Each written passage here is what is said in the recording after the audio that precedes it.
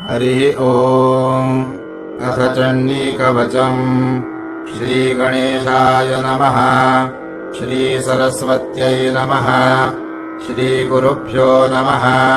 श्रीकुलदेवतायै नमः। अविघ्नमस्तु। ॐ नारायणाय नमः। ॐ नराय नरोत्तमाय नमः। ॐ सरस्वतीदेव्यै नमः। ॐ वेदव्यासाय नमः। अस्य श्रीचण्डीकवचस्य ब्रह्मा ऋषिः अनुष्टुप्छन्दः चामुण्डा देवता अङ्गन्यासोक्तमातरो बीजम् दिग्बन्धदेवतास्तत्त्वम् श्रीजगदम्बा प्रीत्यर्थे जपे विनियोगः। ॐ नमश्चण्डिकायै। ॐ मार्कण्डेय उवाच ॐ यद्गुह्यम् परमल्लोके सर्वरक्षाकरम् नृणाम् यन्न कस्यचिदाख्यातम् तन्मे ब्रूहि पितामह। ब्रह्मोवाच अस्ति गुह्यतमो विप्र सर्वभूतोपकारकम् देव्याः सुकवचम् पुण्यम् तच्छृणुष्व महामुने। प्रथमौ शैलपुत्री द्वितीयम् ब्रह्मचारिणी तृतीयम् चन्द्रघण्टेति कूष्माण्डेति चतुर्थकम् पञ्चमौ स्कन्दमातेति षष्ठम् कात्यायनीति च सप्तमम् कालरात्रिश्च महागौरीति चाष्टमम् नवमौ सिद्धिदात्री च नवदुर्गाः प्रकीर्तिताः। उक्तान्येतानि नामानि ब्रह्मणैव महात्मना अग्निना दह्यमानस्तु शत्रुमध्ये गतोरणे विषमे दुर्गमे चैव भयार्ताः शरणम् गताः न तेषाम् जायते किञ्चिदशुभौ रणसङ्कटे नापदन्तस्य पश्यामि शोकदुःखभयम् न हि यैस्तु भक्त्या स्मृता नूनम् तेषाम् सिद्धिः प्रजायते। प्रेतसंस्था तु चामुण्डा वाराही महिषासना ऐन्द्रीगजसमारूढा वैष्णवी गरुडासना माहेश्वरी वृषारूढा कौमारी शिखिवाहना ब्राह्मी हंससमारूढा सर्वाभरणभूषिता नानाभरणशोभाढ्या नानारत्नोपशोभिताः दृश्यन्ते रथमारूढा देव्यः क्रोधसमाकुलाः शङ्खम् चक्रम् गदाम् शक्तिम् हलम् च मुसलायुधम् हेटकम् तोमरम् चैव परशुम् पाशमेव च कुन्तायुधम् त्रिशूलम् च शार्ङ्गमायुधमुत्तमम् दैत्यानाम् देहनाशाय भक्तानामभयाय च धारयन्त्यायुधानीत्थम् देवानाम् च हिताय वै महाबले महोत्साहे महाभयविनाशिनि त्राहि माम् देवि दुष्प्रेक्ष्ये शत्रूणाम् भयवर्धिनि प्राच्याम् रक्षतु मामैन्द्री आग्नेयामग्निदेवता दक्षिणेव तु वाराही नैऋत्याम् खड्गधारिणी प्रतीच्याम् वारुणी रक्षेत् वायव्याम् मृगवाहिनी उदीच्याम् रक्ष कौबेरी ईशान्याम् शूलधारिणी ऊर्ध्वम् ब्रह्माणी मे रक्षेत् ततस्तात् वैष्णवी तथा एवम् दशदिशो रक्षेत् चामुण्डा शववाहना जया मे अगर्तस्थातु विजया स्थातु पृष्ठतः अजिता वामपार्श्वे तु दक्षिणे चापराजिता शिखाम् मे द्योतिनी रक्षेतु मामूर्ध्नि व्यवस्थिता मालाधरी ललाटे च भ्रुवौ रक्षेद्यशस्विनी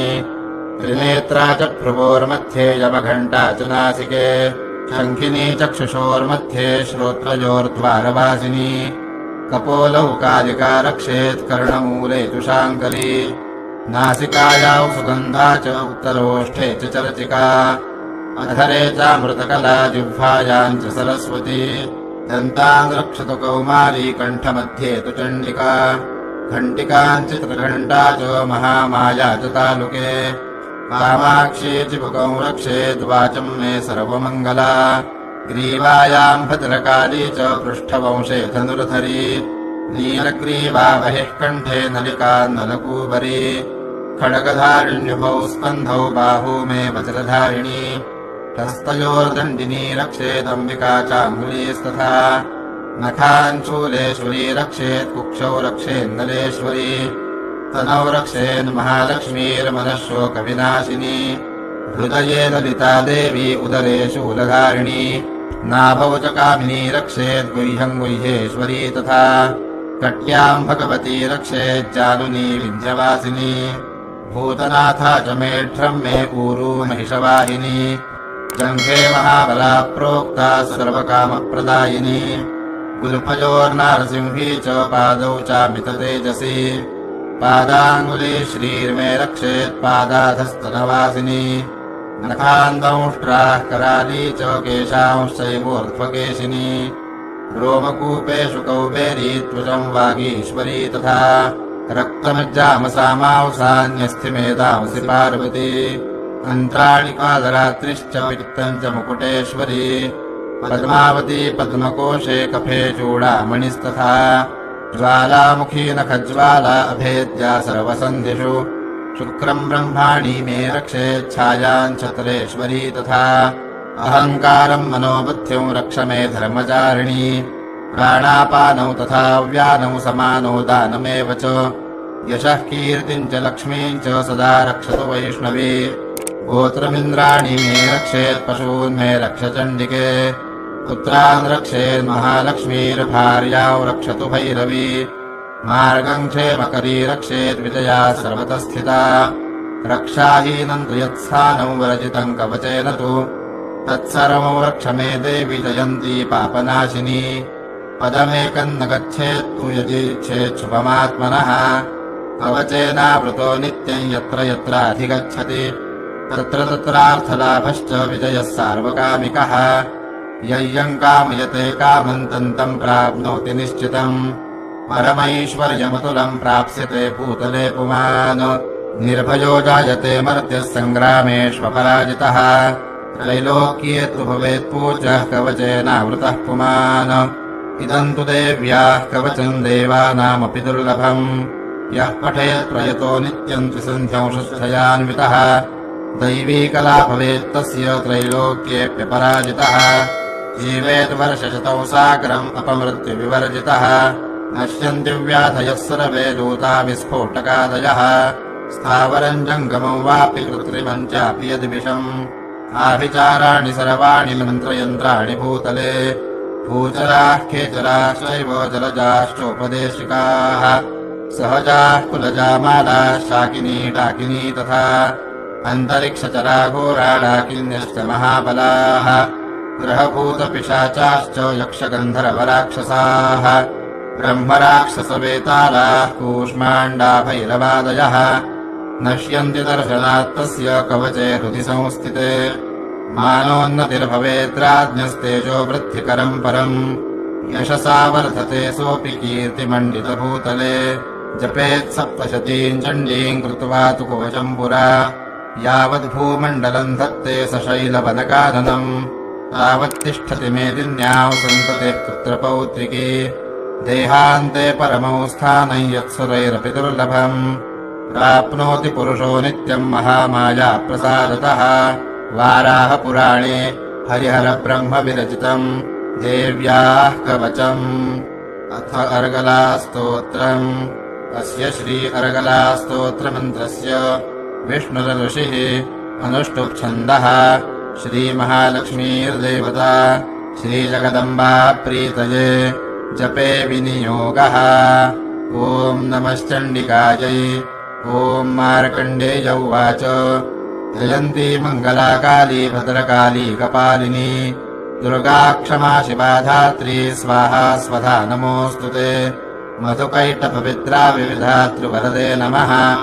रूपम् देहि जयम् देहि यशो देहि द्विषो जहि महिषासुरनिर्णाशो विधातृवरदे नमः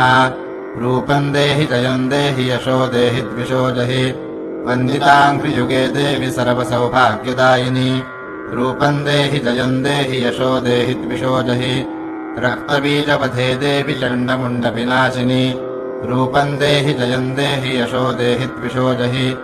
अचिन्त्यरूपचरिते सर्वशत्रुविनाशिनी रूपम् देहि जयम् देहि यशो देहि द्विषो जहि ततेभ्यः सर्वदा भक्त्या चण्डिके दुरितापहे रूपम् देहि जयम् देहि यशो देहि द्विषो जहि स्तुवद्भ्यो भक्तिपूर्वम् त्वाम् चण्डिके व्याधिनाशिनी रूपम् देहि जयम् देहि यशो देहि द्विषो जहि चण्डिके सततं ये त्वामरचयन्तीह भक्तितः रूपम् देहि जयम् देहि यशो देहि द्विषो जहि देहि सौभाग्यमारोग्यम् देहि देवि परौ सुखम् रूपम् देहि जयम् देहि यशो देहि द्विषो जहि विधेहि द्विषतान्नाशम् विधेहि बलमुच्चकैः रूपम् देहि जयम् देहि यशो देहि द्विषो जहि विधेहि देवि कल्याणम् विधेहि परमाश्रियम् रूपम् देहि जयम् देहि यशो देहि द्विषो जहि विद्यावन्तम् यशस्वन्तम् लक्ष्मीवन्तम् जनम् कुरु रूपम् देहि जयम् देहि यशो देहि द्विषो जहि प्रचण्डदैत्यदर्पघ्ने चण्डिके प्रणताय मे रूपम् देहि जयम् देहि यशो देहि द्विषो जहि चतुर्भुजे चतुर्वक्त्रसंस्तुते परमेश्वरि रूपम् देहि जयम् देहि यशो देहि द्विषो जहि कृष्णेन संस्तुते देवि शश्वद्भक्त्या त्वमम्बिके रूपम् देहि जयम् देहि यशो देहि द्विषो जहि हिमाचलसुतानाथ संस्तुते परमेश्वरि रूपम् देहि जयम् देहि यशो देहि द्विषो जहि सुरासुरशिरोरत्ननिहृष्टचरणेऽम्बिके रूपम् देहि जयम् देहि यशो देहि द्विषो जहि इन्द्राणीपतिसदभाव पूजिते परमेश्वरि रूपम् देहि जयम् देहि यशो देहि द्विषो जहि देवि भक्तजनोद्दामदत्तानन्दोदयेऽम्बिके रूपम् देहि जयम् देहि यशो देहि द्विषो जहि पुत्रान् देहि धनम् देहि सर्वकामांश्च देहि मे रूपम् देहि जयम् देहि यशो देहि द्विषो जहि पत्नीम् मनोरमाम् देहि मनोवृत्तानुसारिणीम् तारिणीम् दुर्गसंसारसागरस्य कुलोद्भवाम् इदम् स्तोत्रम् पठित्वा तु महास्तोत्रम् पठेन्नरः स तु सप्तशतीसङ्ख्यावरमाप्नोति सम्पदाम् मार्कण्डेयपुराणे अर्गलास्तोत्रम् अथ कीलकम् अस्य श्रीकीलकस्तोत्रमन्त्रस्य शिवऋषिः अनुष्टुप्छन्दः श्रीमहासरस्वती देवता श्रीजगदम्बा प्रीत्यर्थम् जपे विनियोगः ॐ नमश्चण्डिकायै ॐ मार्कण्डेय उवाच विशुद्धज्ञानदेहाय त्रिवेदी दिव्यचक्षुषे श्रेयः प्राप्तिनिमित्ताय नमः सोमार्थधारिणे सर्वमेतत् विनायस्तु मन्त्राणामपि कीलकम् सोऽपि क्षेममवाप्नोति सततम् जाप्यतत्परः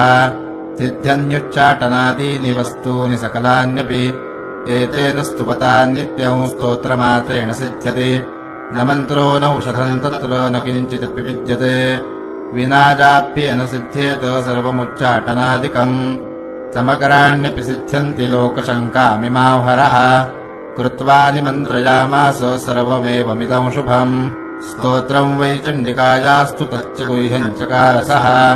समाप्तिर्न च पुण्यस्य तायथा वन्नियन्त्रणाम् सोऽपि क्षेममवाप्नोति सर्वमेव न संशयः कृष्णायाम् वा चतुर्दश्यामष्टम्याम् वा समाहितः ददाति प्रतिगृह्णाति नान्यथैषा प्रसीदति इत्थम् रूपेण कीलेन महादेवेन कीलितम् यो निष्कीलाम् विधायैनान् नित्यम् जपति सुस्फुटम् ससिद्धः सगणः सोऽपि गन्धर्वो जायते वने न च यवाप्यटतस्तस्य भयम् क्वापि हि जायते नापमृत्युवशम् याति मृतो मोक्षमवाप्नुयात् ज्ञात्वा प्रारभ्य कुर्वीत इह कुर्वाणो विनश्यति ततो ज्ञात्वैव सम्पन्नमिदम् प्रारभ्यते बुधैः सौभाग्यादिच यत्किञ्चित् दृश्यते ललनाजने तत्सर्वम् तत्प्रसादेन तेन चाप्यविदौ शुभम् शनैस्तु जप्यमानेऽस्मिन् स्तोत्रे सम्पत्तिरुच्चकैः भवत्येव समकरापि ततः प्रारभ्यमेव तत् ऐश्वर्यम् यत्प्रसादेन सौभाग्यारोग्यसम्पदः शत्रुहानिः परो मोक्षस्तूयते सा न किञ्चनैः भगवत्याः कीलकस्तोत्रम् अथ ध्यानम् खड्गम् च करगदेषु चापपरिघान् शूलम् भुषुण्डीम् शिरः शङ्खौ सन्धदतीम् करैस्त्रिनयनाम् सर्वाङ्गभूषावृताम् नीलाश्मद्युतिमास्य पाददशकाम् सेवे महाकालिकाम् यामस्तौत्सपिते हरौ कमलजो हन्तुम् मधुम् कैटभम् अक्षस्रक्परशोगदेषु कुलिशम् पदमन्धनः कुण्डिकाम् दण्डौ शक्तिमसिम् च चरमजलजम् घण्टाम् सुराभाजनम् शूलम् पाशसुदर्शने च दधतीं हस्तैः प्रवालप्रभाम् सेवे सैरिभमर्दिनीमिह महालक्ष्मीं सरोजस्थिताम् घण्टाशूलहलानि शङ्खमुसले चक्रम् धनुः सायकम् हस्ताब्जैर्दधतीङ्घनान्तविलसच्छीतांशुतुल्यप्रभाम् गौरीदेहसमुद्भवाम् त्रिजगताम् आधारभूताम् महा पूर्वामत्र सरस्वतीमनुभजे शुम्भादिदैत्यार्दिनीम् विद्युद्दामसमप्रभाम् मृगपतिस्कन्धस्थिताम् भीषणाम् कन्याभिः करवालखेटविलसद्धस्ताभिरासेविताम् हस्तैश्चक्रधरालखेटविशिकांश्चापम् गुणन्तरजनीम् बिभ्राणामनलात्मिकाम् शशिधराम् दुर्गाम् त्रिनेत्राम् भजे ॐ नमश्चण्डिकायै ॐ ऐं मार्कण्डेय उवाच सावर्णिः सूर्यतनयो यो मनः कथ्यतेष्टमः निशामय तदुत्पत्तिम् विस्तराद्गततो मम महामायानुभावेन यथा मनमन्तराधिपः स बभूव महाभागः सावर्णिस्तनयो रवेः स्वारोचिषेन्द्रे पूर्वम् चैत्रवंशसमुद्भवः सुरथो नाम राजाभूत् समस्ते क्षितिमण्डले तस्य पालयतः सम्यक् प्रजाः पुत्राणि वौरसान् बभूवुश्शत्रवो भूपाः कोलाविध्वंसिनस्तदा तस्य तैरभवद्युद्धमतिप्रबलदण्डिनः न्यूनैरपि सुतैर्युद्धे कोलाविध्वंसिभिर्जितः ततः स्वपरमायातो निजदेशाधिपोऽभवत् आक्रान्तः स महाभागस्तैस्तदा प्रबलारिभिः अमात्यैर्बलिभिर्दुष्टैर्दुर्बलस्य दुरात्मभिः कोशोबलम् चापहृतम् तत्रापि स्वपुरे ततः ततो मृगया व्याजेन ऋतस्वाम्यस्य भूपतिः एकाकी हयमारुह्य जगामगहनौ वनम् स तत्राश्रमवद्राक्षी द्विजवर्यस्य मेधसः प्रशान्तश्वापदाकीर्णम् मुनिशिष्योपशोभितम् तस्थौ कञ्चित्सकालम् च मुनिना तेन सत्कृतः इतश्चेतश्च विचरंस्तस्मिन् मुनिवराश्रमे सोचिन्तयत्तदा तत्र ममत्वाकृष्टमानसः मत्पूर्वैः पालितम् पूर्वम् मया हीनम् पुरम् हि तत् मद्भृत्यैस्तैरसद्वृत्तैरधर्मतः पाल्यते न वा न जाने स प्रधानो मे शूरो हस्ति सदा मदः मम वैरिवशय्यातः कान् भोगानुपलप्स्यते ये ममानुगता नित्यम् प्रसादधनभोजनैः अनुवृत्तिम् ध्रुवन्तेद्य कुर्वन्त्यन्यमहीभृताम् असम्यक् व्ययशीलैस्तैः कुर्वद्भिः सततव्ययम् सञ्चितः सोऽतिदुःखेन क्षयम् कोशो गमिष्यति एतच्चान्यच्च सततम् चिन्तयामास पार्थिवः तत्र विप्राश्रमाभ्यासे वैश्यमेकम् ददर्शसः सपृष्टस्तेन कस्त्वम् भो हेतुश्चागमनेऽत्र कः सशोक इव कस्मात् त्वम् दुर्मना इव लक्ष्यसे इत्याकर्ण्यवचस्तस्य भूपते प्रणयोदितम् प्रत्युवाच सतम् वैश्यः प्रश्रयावनतो नृपम् वैश्य उवाच समाधिर्नाम वैश्योऽहमुत्पन्नो धनिनाङ्कुले पुत्रदारैर्निरस्तश्च धनलोभादसाधुभिः विहीनश्च धनैर्दारैः पुत्रैरादाय मे धनम् मनमभ्यागतो दुःखे निरस्तश्चाप्तबन्धुभिः सोऽहन्न वेद्मि पुत्राणाम् कुशलाकुशलात्मिकाम् प्रवृत्तिम् स्वजनानाम् च दाराणाम् चात्र संस्थितः किन्नु तेषाम् गृहे क्षेममक्षेमम् किन्नु साम्प्रतम् कथम् ते किन्नु सद्वृत्ता दुर्वृत्ताः किन्नु मे सुताः राजोवाच यैर्निरस्तो भवाल्लुब्धैः पुत्रदारादिभिर्धनैः तेषु किम् भवतः स्नेहमनुबध्नाति मानसम् वैश्य उवाच एवमेतद्यथा प्राह भवानस्मद्गतम् वचः किम् करोमि न बध्नाति मम निष्ठुरताम् मनः यैः सन्त्यज्यपि दुर्स्नेहम् धनलुब्धैर्निराकृतः पतिस्वजनहार्दम् च हार्दितेष्वेव मे मनः किमेतन्नाभिजानामि जानन्नपि महामते यत्प्रेम प्रवणम् चित्तम् विगुणेष्वपि बन्धुषु तेषाम् कृते मे निःश्वासो दौर्मनस्यम् च जायते करोमि कियन्न मनस्तेष्वप्रीतिषु निष्ठुरम् मार्कण्डेय उवाच ततस्तौ सहितौ विप्र तम् मुनिौ समुपस्थितौ समाधिर्नाम वैश्योऽसौ स च पार्थिवसत्तमः कृत्वा तौ यथा न्यायम् यथार्हन्तेन संविदम् उपविष्टौ कथाः काश्चिच्चक्रतुर्वैश्यपार्थिवौ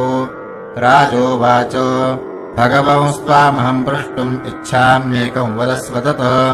दुःखाय जन्मे मनसः स्वचित्तायुत्तताम् विना मम त्वङ्गतराज्यस्य राज्याङ्गेष्वखिलेष्वपि जानतोऽपि यथाज्ञस्य किमेतनमुनिसत्तम अयम् च निकृतः पुत्रैर्दारैर्भृत्यैस्तथोज्झितः स्वजनेन च सन्त्यक्तस्तेषु हार्दी तथाप्यति एवमेष रताहम् च द्वावप्यत्यन्तरुत्थितौ दृष्टदोषेऽपि विषये मत्वा कृष्टमानसौ तत्किमेतनमहाभागजनमोहो ज्ञानिनोरपि ममास्य च भवत्येषा विवेकान्धस्य मूढता ऋषिरुवाच ज्ञानमस्ति समस्तस्य जन्तोर्विषयगोचरे विषयाश्च महाभागो यान्ति चैवम् पृथक् पृथक् दिवान्धाः प्राणिनः केचिद्रात्राबन्धास्तथा परे केचिद्दिवा तथा रात्रौ प्राणिनस्तुल्यदृष्टयः ज्ञानिनो मनुजाः सत्यम् किन्नु तेन हि केवलम् यतो हि ज्ञानिनः सर्वे पशुपक्षिमृगादयः ज्ञानम् च तन्मनुष्याणाम् यत्तेषाम् मृगपक्षिणाम् मनुष्याणाम् च यत्तेषाम् तुल्यमन्यत्तथोभयोः ज्ञानेऽपि सति पश्यैतान् पतङ्गान् छावचञ्चुषु गणमोक्षादृतान् मोहात् पीड्यमानानपि क्षुधा मानुषामृजौभ्याघ्रसाभिलाषा सुतान् प्रति लोभात् प्रत्युपकाराय ननवेतान् किं न पश्यसि तथापि ममतावर्ते मोहगर्ते निपातिताः महामायाप्रभावेण संसारस्थितिकारिणा तन्नात्र विस्मयः कार्यो योगनिद्रा जगत्पतेः महामाया हरेश्चैषा तया सम्मोह्यते जगत् ज्ञानिनामपि चेतांसि देवी भगवती हि सा बलादाकृष्यमोहाय महामाया प्रयच्छति तया विसृज्यते विश्वम् जगते तच्चराचरम् सैषा प्रसन्ना वरदा नृणाम् भवति मुक्तये सा विद्या परमा मुक्तेर्हेतुभूता सनातनी संसारबन्धहेतुश्च सैव सर्वेश्वरेश्वरी राजोवाच भगवन् का हि सा देवी महामायेति याम् भवान् ब्रवीति कथमुत्पन्ना सा कर्मास्याश्च किन्द्विज यत्प्रभावा च सा देवी यत्स्वरूपा यदुद्भवा तत्सर्वं श्रोतुमिच्छामि त्वत्तो ब्रह्मविदाम् वर ऋषिरुवाच नित्यैव सा जगन्मूर्तिस्तया सर्वमिदम् ततम् तथापि तत्समुत्पत्तिर्बहुधा श्रूयताम् मम देवानाम् कार्यसिद्ध्यर्थमाविर्भवति सा यदा उत्पन्नेति तदा लोके सा नित्याभ्यभिधीयते योगनिद्रा यदा विष्णुर्जगत्ते कारणवीकृते आस्तीर्यशेषमभजत्कल्पान्ते भगवान् प्रभुः तदा द्वावसुरौ घोरौ विख्यातौ मधुकैटभौ विष्णुकर्णमलोद्भूतौ हन्तुम् ब्रह्माणमुद्यतौ सनाभिकमले विष्णो स्थितो ब्रह्मा प्रजापतिः दृष्ट्वा तावसुरौ चोग्रौ प्रसुप्तम् च जनार्दनम् तुष्टावयोगनिद्रान्तामेकाग्रहृदयस्थितः विबोधनार्थाय हरेर्हरिनेत्रकृतालयाम् विश्वेश्वरीम् जगत्धात्रीम् श्रुतिसंहारकारिणीम् निद्राम् भगवतीम् विष्णोरतुलाम् तेजसः प्रभुः ब्रह्मोवाच त्वम् स्वाहा त्वम् स्वधा त्वम् हि वषट्कारस्वरात्मिका सुधा त्वमक्षरे नित्ये त्रिधा मात्रात्मिका स्थिता अर्धमात्रा स्थिता नित्यायानुच्चार्या विशेषतः त्वमेव सन्ध्या सावित्री त्वम् देवि जननी परा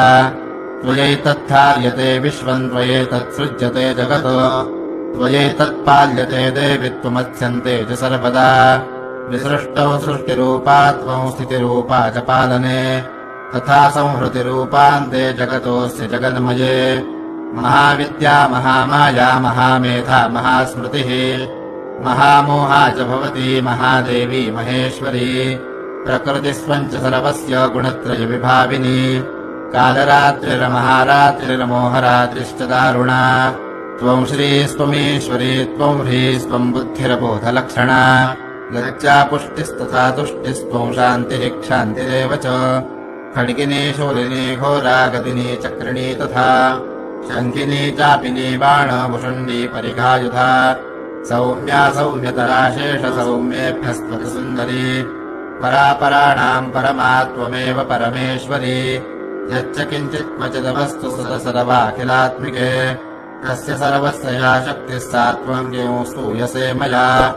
यया त्वया जगत्स्रष्टा जगत्पाद्यत्यो जगत् सोऽपि निद्रावसन्नीतः कस्त्वां स्तोतुमिहेश्वरः विष्णुः शरीरग्रहणमहमीशान एव च कारितास्ते यतोतस्त्वाम् कस्तोतुम् शक्तिमान् भवेत् सा त्वमित्थम् प्रभावैः स्वैरुदारैर्देवि संस्तुता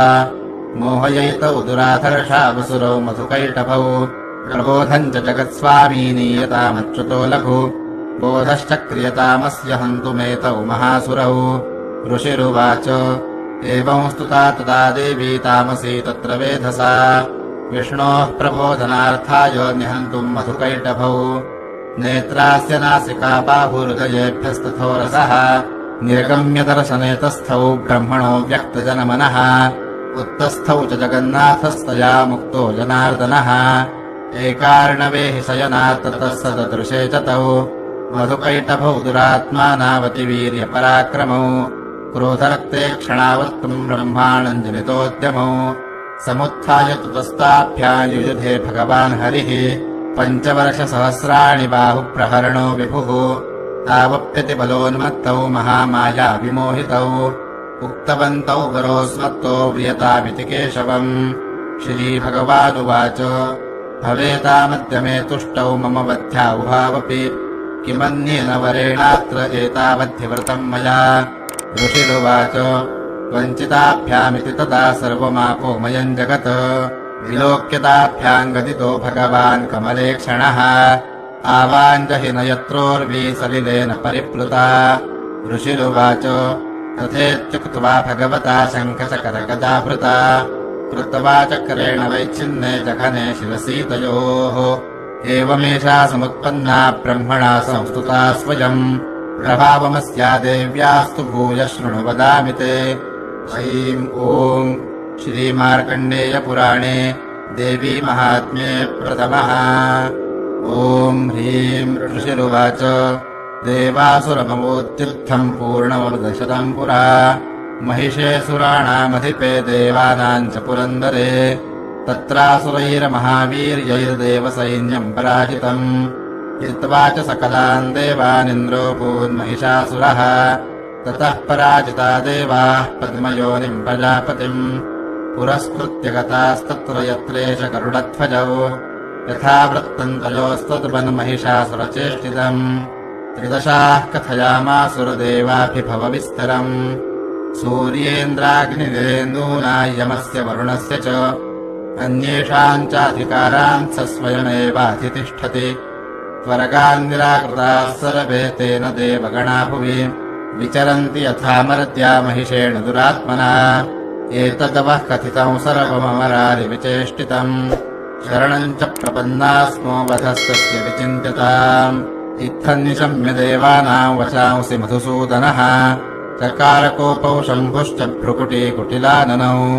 ततोऽतिकोपपूर्णस्य चक्रिणो वदनात्ततः निश्चक्राम महत्तेजो ब्रह्मणः शङ्करस्य च अन्येषाम् च इव देवानाम् शक्रादीनाम् शरीरतः निर्गतौ सुमहत्तेजस्तच्चैक्यौ समगच्छत अतीव तेजसः कूटम् ज्वलन्तमिव पर्वतम् ददृशुस्ते सुरास्तत्र ज्वालाव्याप्तदिगन्तरम् अतुलम् तत्र तत्तेजः सर्वदेव शरीरजम् एकस्थम् तदपून्नारी व्याप्तलोकत्रयम् द्विषा यदभूच्छाम् भवन् तेजस्तेनाजायत तन्मुखम् याम्येन चाभवन् केशा बाहवो विष्णुतेजसा सौम्येन स्तनयोर्युग्मम् मध्यम् च इन्द्रेण चाभवत् वारुणेन च जङ्घोरोनितम्बस्तेजसा भुवः ब्रह्मणस्तेजसा पादौ ततङ्गुल्योऽर्कतेजसा वसूनाम् च कराङ्गुल्यः कौबेरेण च नासिका तस्यास्तु दन्ताः सम्भूताः प्राजापत्येन तेजसा नयनत्रतयम् जज्ञे तथा पावकतेजसा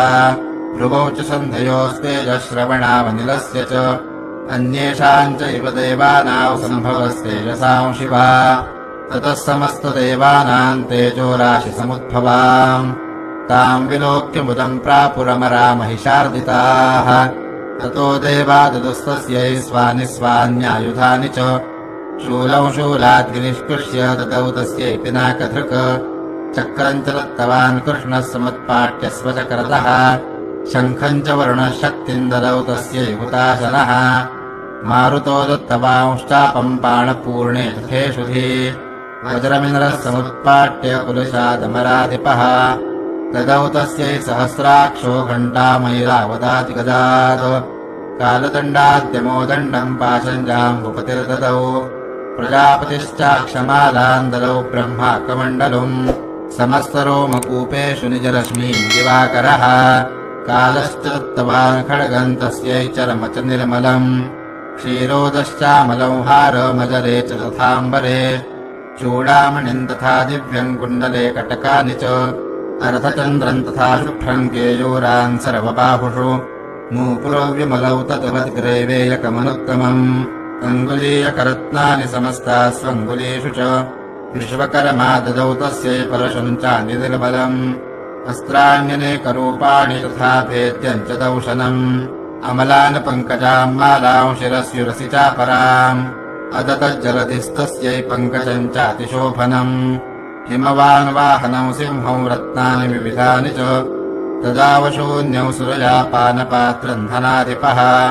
शेषश्च सर्वनागेशो महामणिविभूषितम् नागहारम् ददौ तस्यै दत्तेजः पृथिवीमिमाम् अन्यैरपि सुरैर्देवी भूषणैरायुधैस्तथा सम्मानिता ननादोच्चैः साट्टः सम्मुहुर्मुहुः तस्यानादेन घोरेण गृत्थमापूरितम् नभः अमायताति महता प्रतिशब्दो महानभूत् चुक्षुभुः सकलालोकाः समुद्राश्च च कम्पिरे चचालवसुधा चेलुः सकलाश्च महीधराः जयेति देवाश्च मुदा तामूचुस्युमवाहिनीम् तुष्टुगुरुमुनयस्थैनाम् भक्तिनम्रात्ममूर्तयः दृष्ट्वा समस्तौ संक्षुब्धम् त्रैलोक्यममरारयः सन्नद्धाखिलसैन्यास्ते समुत्तस्थुरुदायुधाः किमेतदिति क्रोधादाभाष्य महिषासुरः अभ्यदावत् तौ शब्दमशेषैरसुरैर्वृतः स ददर्श ततो देवीम् व्याप्तलोकत्रयान्त्विषा पादाक्रान्त्यानतभुवम् किरीटोल्लिखिताम्बराम् शोभिताशेषपातालाम् धनुरजानि स्वनेन ताम् दिशो भुजसहस्रेण समन्ताद्व्याप्य संस्थिताम् ततः प्रववृते युद्धम् तया देव्या सुरद्विषाम् शस्त्रास्त्रैर्बहुधा मुक्तैरादीपितदिगन्तरम् महिषासुरसेनानीश्चिक्षुराख्यो महासुरः युयुधे चामरश्चान्यैश्चतुरङ्गबलान्वितः रथानामयुतैः षड्भिरुदग्राख्यो महासुरः अयुध्यतायुतानाम् च सहस्रेण महाहनुः 50 नियुतैरसिलोमा महासुरः अयुतानाम् शतैः षड्भिर्बाष्कलो युयुधे रणे गजवाजिसहस्रौघैरनेकैः परिवारितः ऋतो रथानाम् कोट्या च युद्धे तस्मिन्न युध्यत बिडालाख्यो युतानाम् च 50 युयुधे संयुगे तत्र रथानाम् परिवारितः अन्ये च तत्रायुतशो रथनागहयैर्वृताः युयुधुः संयुगे देव्या सह तत्र महासुराः कोटिकोटिसहस्रैस्तु रथानाम् दन्तिनाम् तथा हयानाम् च वृतो युद्धे तत्राभून्महिषासुरः तोमरैर्भिन्दिपालैश्च शक्तिभिर्मुसलैस्तथा युयुधुः संयुगे देव्या खड्गैः परशुपट्टिशैः केचिच्च चिक्षिपुः शक्तिः केचित् पाशांस्तथा परे देवीम् खड्गप्रहारैस्तु ते ताम् हन्तुम् प्रचक्रमुः सापि देवी ततस्तानि शस्त्राण्यस्त्राणि चण्डिका लीलैव प्रतिच्छेद निजशस्त्रास्त्रवर्षिणी अनायस्तानना देवी स्तूयमाना सुदर्शिभिः मुमोचासुरदेहेषु शस्त्राण्यस्त्राणि चेश्वरी सोऽपि क्रुद्धो ततसटो देव्या वाहनकेसरी चचारासुरसैन्येषु वनेष्वि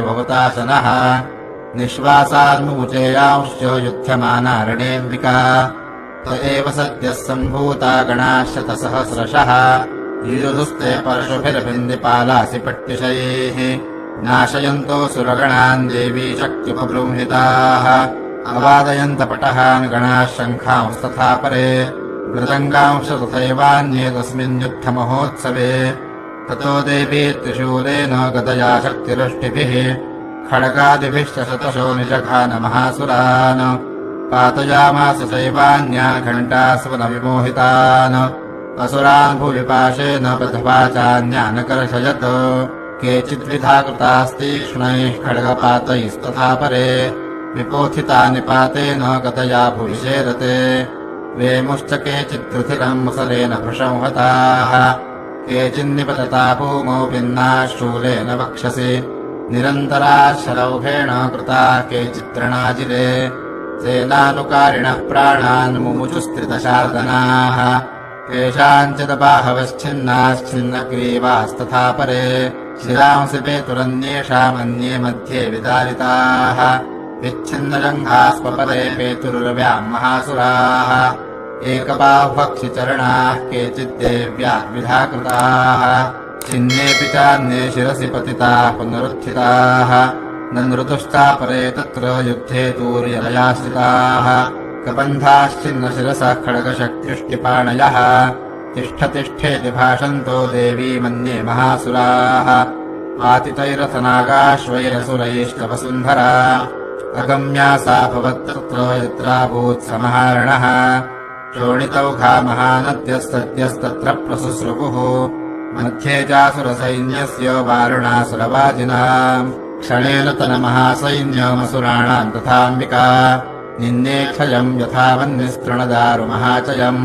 स च सिंहो महानादमुत्सृजम् धृतकेसरः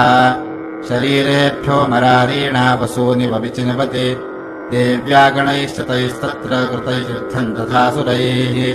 यथैषाम् तु तुषुर्देवाः पुष्पवृष्टिमुचो दिवि श्रीमार्कण्डेयपुराणे देवी महात्म्ये द्वितीयः। ॐ ऋषिरुवाच निहन्यमानम् तत्सैन्यमवलोक्य महासुरः सेनानीश्चिक्षुरः कोपाद्ययौ योद्धुमथाम्बिकाम् स देवी उशरवर्षेण ववर्ष समरे सुरः यथा मेरुगिरे शृङ्गन्तो यवर्षेण तो यतः तस्यच्छित्वा ततो देवी लीलयैव शरोत्करान् जघानतुरगान् बाणैर्यन्तारम् चैव वाजिनाम् चिच्छेद च धनुस्वद्योद्भजम् चातिसमुच्छ्रितम् विव्याध चैव गात्रेषु छिन्नधनवानमाशुगैः सच्छिन्नधनवाविरथो हताश्वो हतसारथिः अभ्यदावतताम् देवीम् खड्गचरमधुरोऽसुरः सिंहमाहत्य खड्गेन तीक्ष्णधारेण मूर्धनि आजघानभुजे सव्ये देवीमप्यतिवेगवान् तस्याः खड्गो भुजम् प्राप्य पफाल नृपनन्दन ततो जगराह शूलम् स कोपादरुणलोचनः चिक्षेप च ततस्तत्तु भद्रकाल्याम् महासुरः जाज्वल्यमानम् तेजोभीरविबिम्बमिवाम्बरात् दृष्ट्वा तदा पतच्छूलम् देवी शूलमुञ्चत तेन तच्छततानीतम् शूलम् स च महासुरः हते तस्मिन् महावीर्ये महिषस्य च मूपतौ आजगामगजारूढश्चामरस्थितशार्दनः सोऽपि शक्तिम् मुमोचाथ देव्यास्तामम्बिकाधृतम् हुङ्काराभिहताम् भूमौ पातयामास निष्प्रभाम् भग्नाौ शक्तिम् निपतिताम् दृष्ट्वा क्रोधसमन्वितः चिक्षेप चामरशूलम् बाणैस्तदपि साक्षिणत ततः सिंहः समुत्पत्य गजकुम्भान्तरे स्थितः बाहुयुद्धेन युयुधे तेनोच्चैस्थितशारिणा युध्यमानौ ततस्तौ तु तस्मान्नागान्महीम् गतौ युयुधातेति सौरब्धौ प्रहारैरतिदारुणैः ततो वेगात्मुत्पत्य निपत्य च मृगारिणा करप्रहारेण शिरश्चामरस्य पृथक् कृतम् उदग्रः शरणे देव्या शिलावृक्षादिभिर्हतः दन्तमुष्टितलैश्चैव करालश्च निपातितः देवी क्रुद्धा गता पादैश्चूर्णयामास चोद्धतम् बाष्कलम् भिन्दिपालेन बाणैस्ताम्रम् तथान्धकम् उग्रास्य मुग्रवीर्यम् च तथैव च महाहनुम् त्रिनेत्रा च त्रिशूलेन जघान परमेश्वरी बिडालस्यासिनाकायात् पातयामास वै शिरः दुर्धरम् दुर्मुखम् चोभौ शरैर्निन्येयमक्षयम् एवम् सङ्क्षीयमाणे तु स्वसैन्ये महिषासुरः माहिषेण स्वरूपेण त्रासयामास तान् गणान् कांश्चित्तुण्डप्रहारेण कुलक्षेपैस्तथा परान् लाङ्गूलताडितांश्चान्यान् शृङ्गाभ्याम् च विदारितान् वेगेन कांश्चिदपरान्नादेन भ्रमणेन च निःश्वासपवनेनान्यान् पातयामास भूतले निपात्य प्रमथानीकमभ्युदावततोऽसुरः सिंहम् हन्तुम् महादेव्याः कोपम् चक्रे ततोऽम्बिका सोऽपि गोपाल्महावीर्यः पुरक्षुण्णमहीतलः शृङ्गाभ्याम् पर्वतानुच्चांश्चिक्षेप च ननाद च वेगभ्रमणविक्षुण्णामहीतस्य व्यशीर्यत लाङ्गूलेनाहतश्चाब्धैः प्लावयामास सर्वतः धृतशृङ्गविभिन्नाश्च खण्डम् खण्डय्ययुर्घनाः श्वासानिलास्ता शतशो निपेतुर्नभसोचलाः यति क्रोधसमात्मातमापतन्तम् महासुरम् दृष्ट्वा सा चण्डिका कोपम् तदवधाय तदाकरोत् सा क्षिप्त्वा तस्य वैपाशन्तम् बबन्ध महासुरम् तत्याजमाहिषौ रूपम् सोऽपि बद्धो महामृधे ततः सिंहो भवत्सद्यो यावत्तस्याम्बिका शिरः शिनत्ति तावत्पुरुषः खड्गपाणिरदृश्यत तत एवाशु पुरुषम् देवी चिच्छेदसायकैः तम् खड्गचरमणा सार्धम् ततः सोऽभून्महागजः करेण च महासिंहम् तम् च कर्ष च गर्ज च कर्षतस्तु करम् देवी खड्गेन निरकृन्तत ततो महासुरो पूयो माहिषम् वपुरास्थितः तथैव क्षोभयामास त्रैलोक्यो सचराचरम् ततः क्रुद्धा जगन्माता चण्डिकापानमुत्तमम् पपौ पुनः पुनश्चैव जहासारुणलोचना ननर्दचासुरः सोऽपि बलवीर्यमतोत्थतः विषाणाभ्याम् च चिक्षेप चण्डिकाम् प्रतिभूधरान् सा च तान् प्रहितांस्तेन चूर्णयन्ती शरोत्करैः उवाच तम् मदोद्धूतमुखरागाकुलाक्षरम् देव्युवाच गर्ज गर्ज क्षणम् मूढ मधु यावत् पिबाम्यहम् मया त्वयि हते त्रैव गर्जिष्यन्त्याशु देवताः ऋषिरुवाच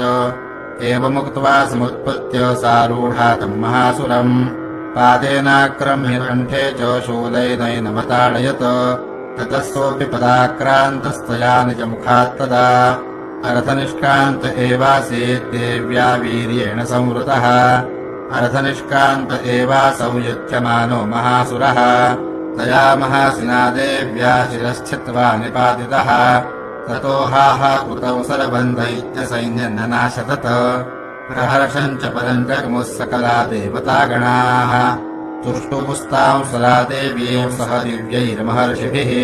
चकुर्गन्धर्वपतयो ननृतुश्चाप्सरो गणाः श्रीमार्कण्डेयपुराणे देवी महात्म्ये तृतीयः। ॐ ऋषिरुवाच शक्रादयः सुरगणा निहतेति वीर्ये तस्मिन्नुरात्मनि सुराजिपदे च देव्या तान् तुष्टुवः प्रणतिनम्रशिरोधरांसा वाक्भिः प्रहर्षपुलकोद्गमचारुदेहाः देव्या ययातु तमिदम् जगदात्मशक्त्या निःशेषदेवगणशक्तिसमूहमूर्त्या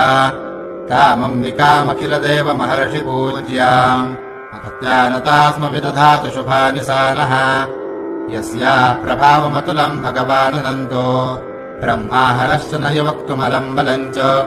सा चण्डिकाखिलजगत्परिपालनाय नाशाय चाशुभभयस्य मतिम् करोतु या श्रीस्वयम् सुकृतिनाम् भवनेषु लक्ष्मीः पापात्मनाम् कृतधियाम् हृदयेषु बुद्धिः श्रद्धा सुताम् कृतजनप्रभवस्य लज्जा ताम् त्वान्नता स्म परिपालय देवि विश्वम् किम् वर्णयाम तव रूपमचिन्त्यमेतत् किञ्चातिवीर्यमसुरक्षयकारि भूरि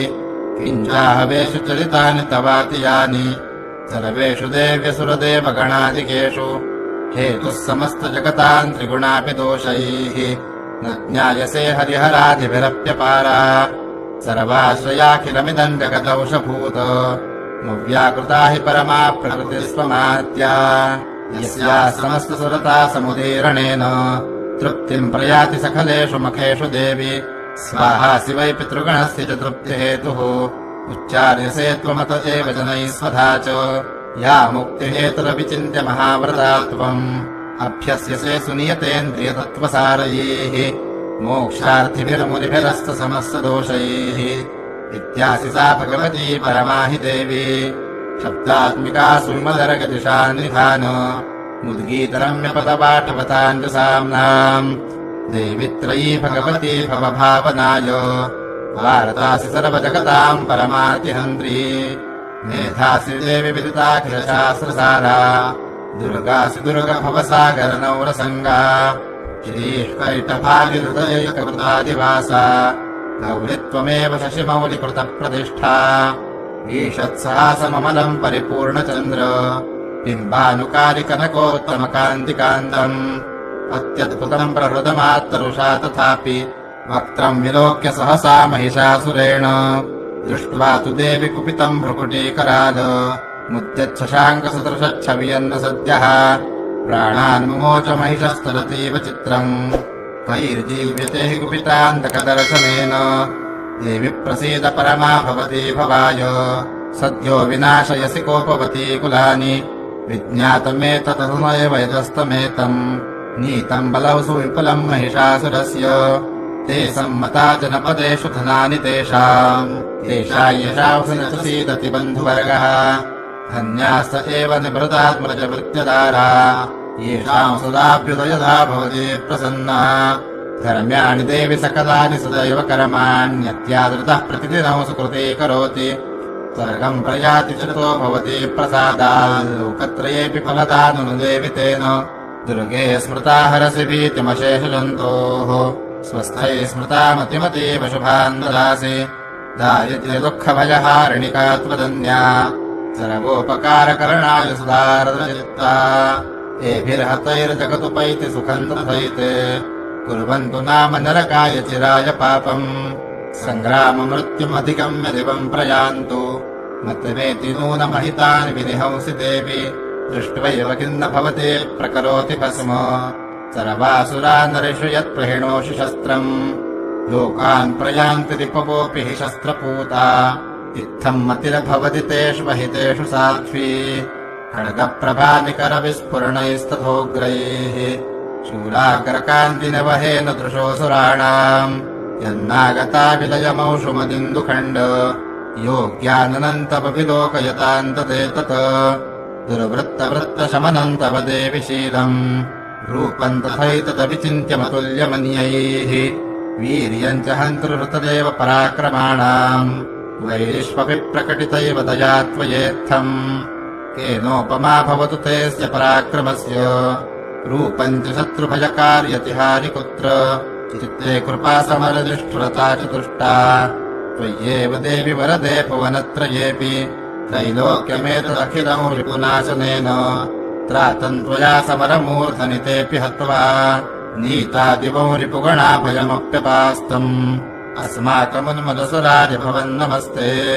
शूलेन पाहि नो देवि पाहि खड्गेन चाम्बिके घण्टास्वनेन पाहि चापज्यानिस्वनेन च राज्याम् रक्ष प्रतीच्चाम् च चण्डिके रक्ष दक्षिणे ब्राह्मणेनात्मशूलस्य उत्तरस्यान्दथेश्वरि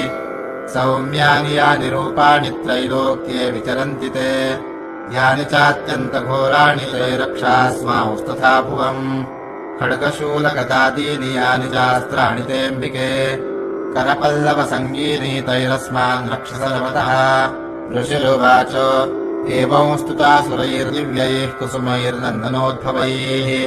अर्चिता जगतान्धात्री तथा गन्धानुलेपनैः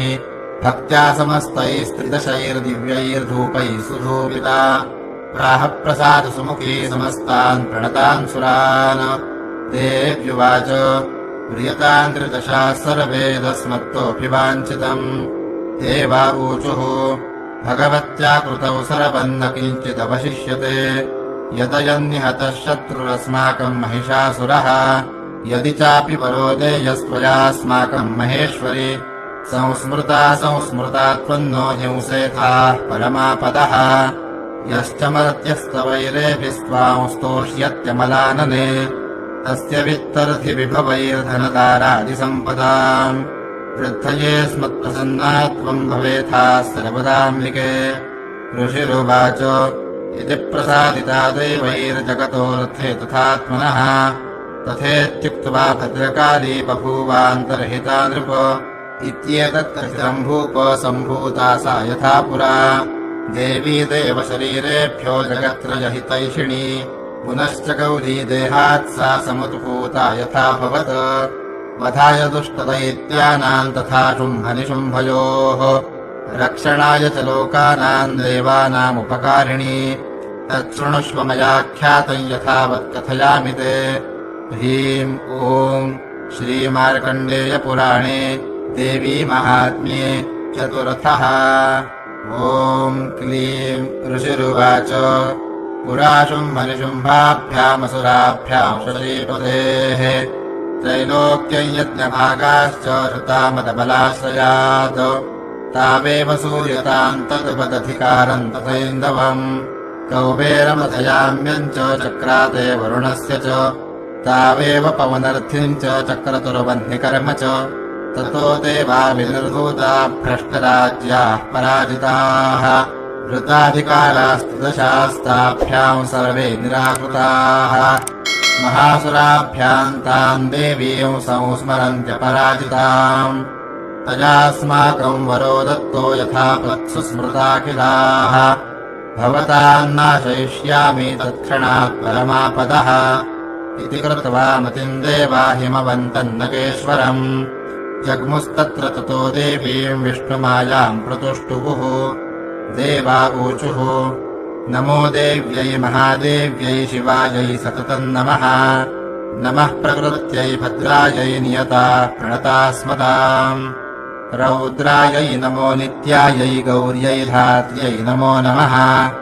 ज्योत्स्नायै चेन्दुरूपिण्यै सुखायै सततम् नमः कल्याण्यै प्रणतामृत्यै सिद्ध्यै पूर्ण्यै नमो नमः नैरृत्यै भूभृताल्लक्ष्म्यै शरवाण्यै ते नमो नमः दुर्गायै दुर्गपारायै सारायै सर्वकारिण्यै ख्यात्यै तथैव कृष्णायै धूम्रायै सततम् नमः अतिसौम्यातिरौद्रायै नतास्तस्यै नमो नमः नमो जगत्प्रतिष्ठायै देव्यै कृत्यै नमो नमः या देवी सर्वभूतेषु विष्णुमायेति शब्दिता नमस्तस्यै नमस्तस्यै नमस्तस्यै नमो नमः या देवी सर्वभूतेषु चेतनेत्यभिधीयते नमस्तस्यै नमस्तस्यै नमस्तस्यै नमो नमः या देवी सर्वभूतेषु बुद्धिरूपेण संस्थिता नमस्तस्यै नमस्तस्यै नमस्तस्यै नमो नमः या देवी सर्वभूतेषु निद्रारूपेण संस्थिता नमस्तस्यै नमस्तस्यै नमस्तस्यै नमो नमः या देवी सर्वभूतेषु क्षुधारूपेण संस्थिता नमस्तस्यै नमस्तस्यै नमस्तस्यै नमो नमः या देवी सर्वभूतेषु छायारूपेण संस्थिता नमस्तस्यै नमस्तस्यै नमस्तस्यै नमो नमः या देवी सर्वभूतेषु शक्तिरूपेण संस्थिता नमस्तस्यै नमस्तस्यै नमस्तस्यै नमो नमः या देवी सर्वभूतेषु तृष्णारूपेण संस्थिता नमस्तस्यै नमस्तस्यै नमस्तस्यै नमो नमः या देवी सर्वभूतेषु क्षान्तिरूपेण संस्थिता नमस्तस्यै नमस्तस्यै नमस्तस्यै नमो नमः या देवी सर्वभूतेषु जातिरूपेण संस्थिता नमस्तस्यै नमस्तस्यै नमस्तस्यै नमो नमः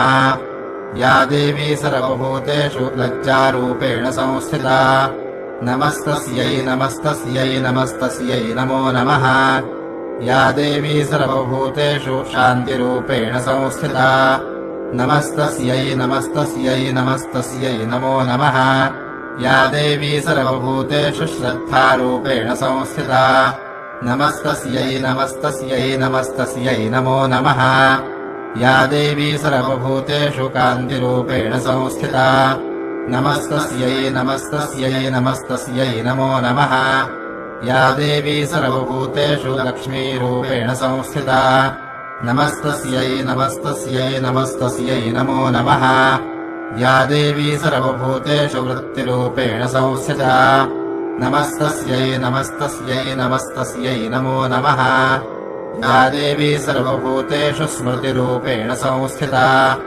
नमस्तस्यै नमस्तस्यै नमस्तस्यै नमो नमः या देवी सर्वभूतेषु दयारूपेण संस्थिता नमस्तस्यै नमस्तस्यै नमस्तस्यै नमो नमः या देवी सर्वभूतेषु तुष्टिरूपेण संस्थिता नमस्तस्यै नमस्तस्यै नमस्तस्यै नमो नमः या देवी सर्वभूतेषु मातृरूपेण संस्थिता नमस्तस्यै नमस्तस्यै नमस्तस्यै नमो नमः या देवी सर्वभूतेषु भ्रान्तिरूपेण संस्थिता नमस्तस्यै नमस्तस्यै नमस्तस्यै नमो नमः इन्द्रियाणामधिष्ठात्री भूतानाम् चाखिलेषु या भूतेषु सततम् तस्यै व्याप्यै देव्यै नमो नमः चितिरूपेण या कृत्स्नमेतद्व्याप्य स्थिता जगत् नमस्तस्यै नमस्तस्यै नमस्तस्यै नमो नमः स्तुतासुरैः पूर्वमभीष्टसंश्रया तथा सुरेन्द्रेण दिनेषु सेविता करोतु सा नः शुभहेतुरीश्वरी शुभानि भद्राण्यभिहन्तु चापदः या साम्प्रतञ्चोत्थतु दैत्यतापितैरस्माभिः चाचुसुरैर्नमस्यते या च स्मृता तत्क्षणमेव हन्ति नः सर्वापदो भक्तिविनम्रमूर्तिभिः ऋषिरुवाच एवंस्तवाभियुक्तानाम् देवानाम् तत्र पार्वती स्नातुमभ्याययौतो ये जाह्नव्या नृपनन्दन सा ब्रवीत्तान् सुरान् सुभ्रोर्भवद्भिस्तूयतेऽत्र का शरीरकोशतश्चास्याः समुद्भूता ब्रवीच्छिवा स्तोत्रम् ममैतत्क्रियते शुम्भदैत्यनिराकृतैः देवैः समेतैः समरे निशुम्भेन पराजितैः शरीरकोशाद्यत्तस्याः पार्वत्या निःसृताम्बिका कौशिकीति समस्तेषु ततो लोकेषु गीयते तस्याम् विनिर्गतायाम् तु कृष्णाभूत् सापि पार्वती कालिकेति समाख्याता हिमाचलकृताश्रया ततोऽम्बिकाम् परौ रूपम् बिभ्राणाौ सुमनोहरम् ददर्श चण्डो मुण्डश्च भृत्यौ शुम्भनिशुम्भयोः ताभ्याौ शुम्भाय चाख्याता सातीव सुमनोहरा काप्यास्ते स्त्री महाराज भासयन्ती हिमाचलम् नैव तादृक्वचिद्रूपम् दृष्टम् केनचिदुत्तमम् ज्ञायताम् काप्यसौ देवी गृह्यताम् चासुरेश्वर स्त्रीरत्नमतिचार्वङ्गे द्योतयन्ती दिशस्पृशा सा तु तिष्ठति दैत्येन्द्र ताम् भवान् द्रष्टुमर्हति यानि रत्नानि मणयो गजाश्वादीनि वै प्रभो त्रैलोक्ये तु समस्तानि साम्प्रतम् भान्ति ते गृहे ऐरावतः समानीतो गजरत्नम् पुरन्दरात् पारिजाततरुश्चायम् तथैवोच्चैश्रवाहयः विमानम् हंससंयुक्तमेतत्तिष्ठति तेऽङ्गणे रत्नभूतमिहानीतम् यदासीद्वेदसोऽद्भुतम् निधिरेष महापदमः समानीतो धनेश्वरात् किञ्जलकिनीन्दलौ चाब्धिरमालाममलानपङ्कजाम् छत्रन्ते वारुणङ्गेः काञ्चनः सा वितिष्ठति तथायंश्चन्दनवरो यः पुरासीत् प्रजापतेः मृत्योरुत्क्रान्तिता नाम शक्तिरीशत्वया हृता पाशः सलिलराजस्य भ्रातुस्तव परिग्रहे निशुम्भस्याब्धिजाताश्च समस्ता रत्नजातयः वह्निरपि ददौ तुभ्यमनिशौषे च वाससि एवम् दैत्येन रत्नानि समस्तान्याहृतानि ते स्त्रीरत्नमेषा कल्याणी त्वया कस्मान्न गृह्यते ऋषिरुवाच निशम्येति वचः शुम्भः स तदा चण्डमुण्डयोः प्रेषयामास सुग्रीवम् दूतम् देव्या महासुरम् इति चेति च वक्तव्या सा गत्वा वचनान्मम यथा चाभ्येति सम्प्रीत्या तथा कार्यम् त्वया लघु स तत्र गत्वा यत्रास्ते शैलोद्देशेति शोभने ताम् च देवीम् ततः प्राह श्लक्ष्णम् मधुरया गिरा दूत उवाच देवि दैत्येश्वरः शुम्भस्त्रैलोक्ये परमेश्वरः दूतोऽहम् प्रेषितस्तेन त्वत्सकाशमिहागतः अव्याहताज्ञः सर्वासु यः सदा देवयोनिषु निर्जताखिलदैत्यानिः स यदाह शृणुष्व तत् मम त्रैलोक्यमखिलम् मम देवावशानुगाः यज्ञभागानहं सर्वानुपाश्नामि पृथक् पृथक् त्रैलोक्ये वररत्नानि मम वश्यान्यशेषतः तथैव गजरत्नम् च हृतम् देवेन्द्रवाहनम् क्षीरोदमथनोद्भूतमशवरत्नम् ममामरैः उच्चैश्रवससंज्ञम् तत्प्रणिपत्य समर्पितम् यानि चान्यानि देवेषु गन्धर्वेषु उरगेषु च रत्नभूतानि भूतानि तानि मय्येव शोभने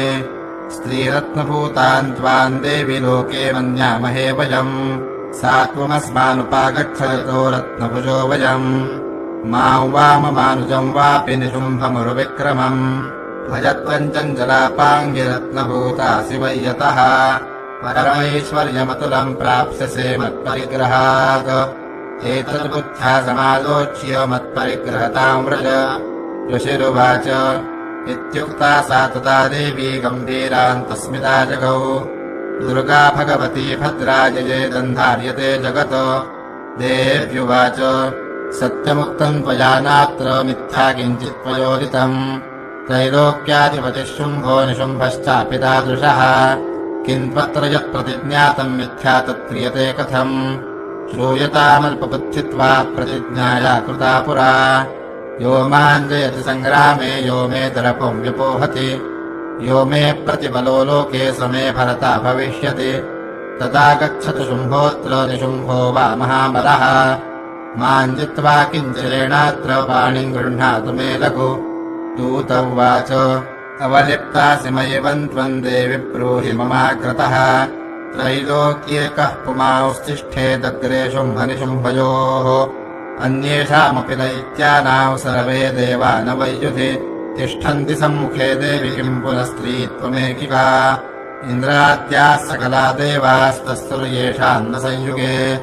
शुम्भादीनाम् कथम् तेषाम् स्त्री प्रयास्यसि सम्मुखम् सा त्वम् गच्छ मयैवोक्ता पार्श्वौ शुम्भनिशुम्भयोः केशाकर्षणनिर्धूत गौरवामागमिष्यसि देव्युवाच एवमेतद्बली शुम्भो निशुम्भश्चापि तादृशः किम् करोमि प्रतिज्ञा मे यदनालोचिता पुरा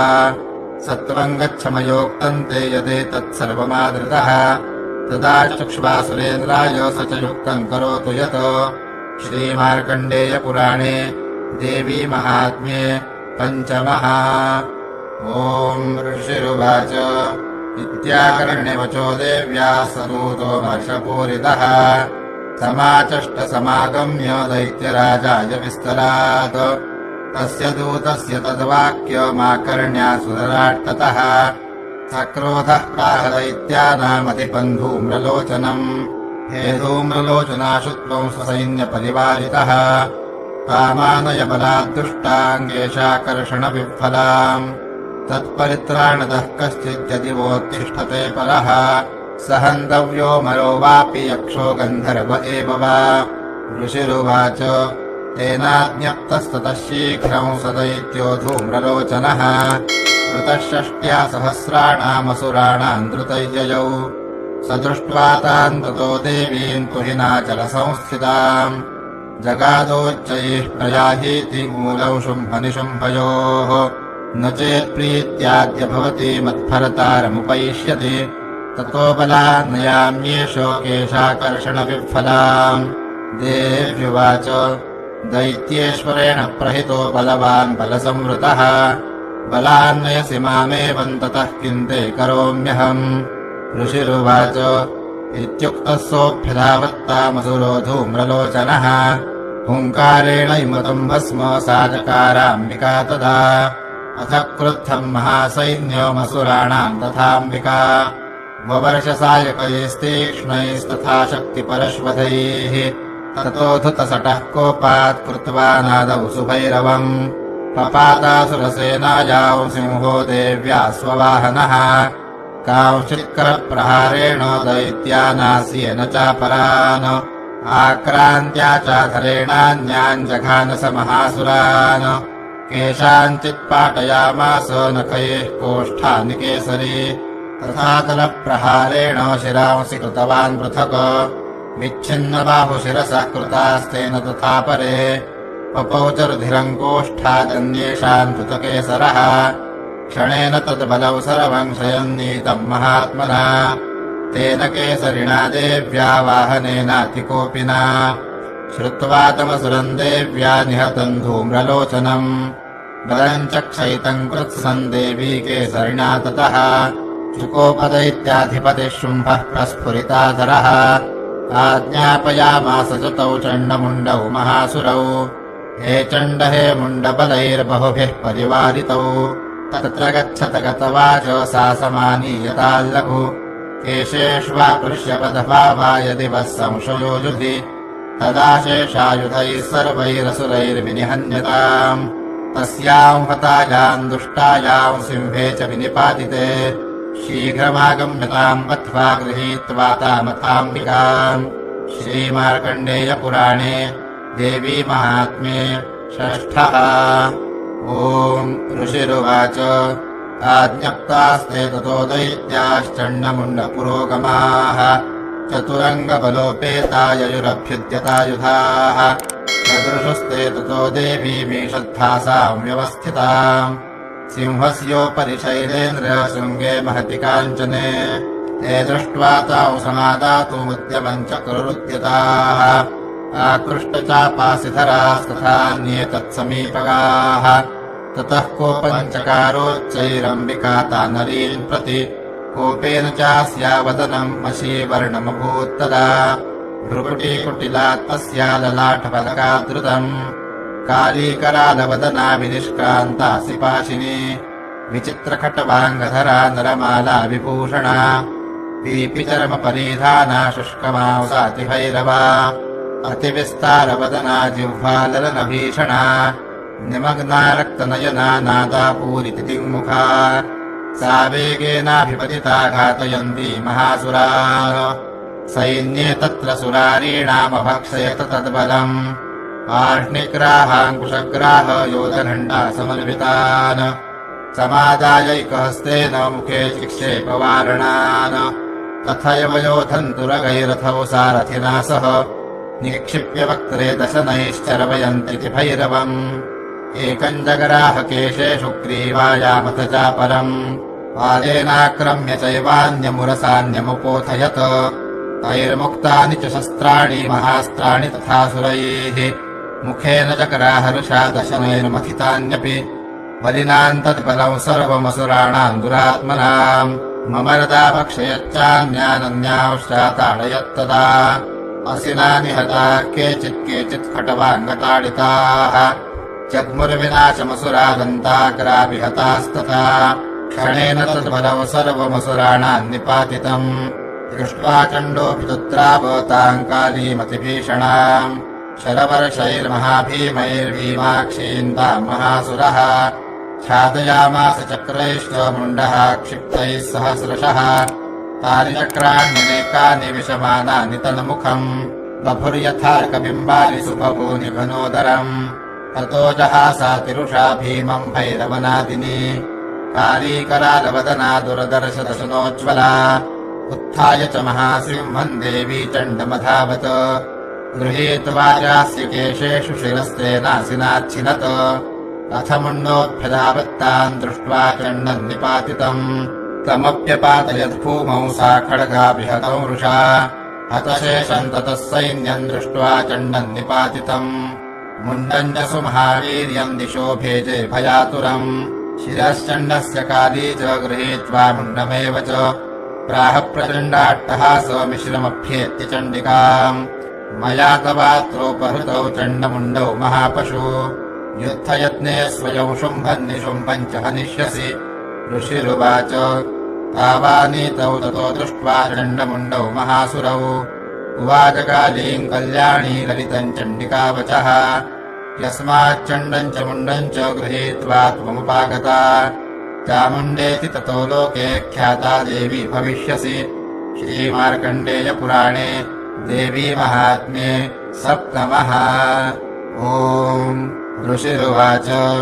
चण्डे च निहते दैत्ये मुण्डे च विनिपातिते बहुलेषु च सैन्येषु क्षयितेष्वसुरेश्वरः ततः कोपपराधीनो चेता शुम्भः प्रतापवान् उद्योगौ सर्वसैन्यानाम् दैत्यानामादिदेशः अद्य सर्वपदैर्दैत्याः षडशीतिरुदायुधाः कम्बूनाम् चतुराशीतिर्निर्यान् तु स्वपदैरुदाः कोटिवीर्याणि 50 कुलानि वै 100 कुलानि धौम्राणान् विरगच्छन्तु ममाद्यया कालकातौ श्रुलामौर्वाः कालिकेयास्तथासुराः युद्धाय सज्जा निर्यान्तु आज्ञया त्वरिता मम इत्याज्ञाप्यासुरपतिः शुम्भो भैरवशासनः निर्जगाममहासैन्यसहस्रैर्बहुभिर्वृतः आयान्तम् चण्डिका दृष्ट्वा तत्सैन्यपतिभीषणम् जास्वनैः पूरयामास धरणी गगनान्तरम् ततः सिंहो महानादमतीव कृतवान् नृप घण्टास्वनेन तान्नादानम्बिका चोपबृंहयत् धनुर्या सिंहघण्टानान्नादा पूरिति दिङ्मुखा निनादैर्भीषणैः कारी जिज्ञे विस्तारितानना तन्निनादमुपश्रुत्य दैत्यसैन्यैः चतुर्दिशम् देवी सिंहस्तदा काली सरोषैः परिवारिताः एतस्मिन्नन्तरे भूमो विनाशाय सदृशाम् भवायामरसिंहानामतिवीर्यबलान्विताः ब्रह्मेषु विष्णूना दशेन्द्रस्य शक्तयः शरीरेभ्यो विनिष्क्रम्य तद्रूपैश्चण्डिका ययुः यस्य देवस्य यद्रूपम् यथा भूषणवाहनम् तद्वदेवैतच्छक्तिरसुरान् योद्धुमाययौ हंसयुक्तविमानाग्रे साक्षसूत्रकमण्डलुः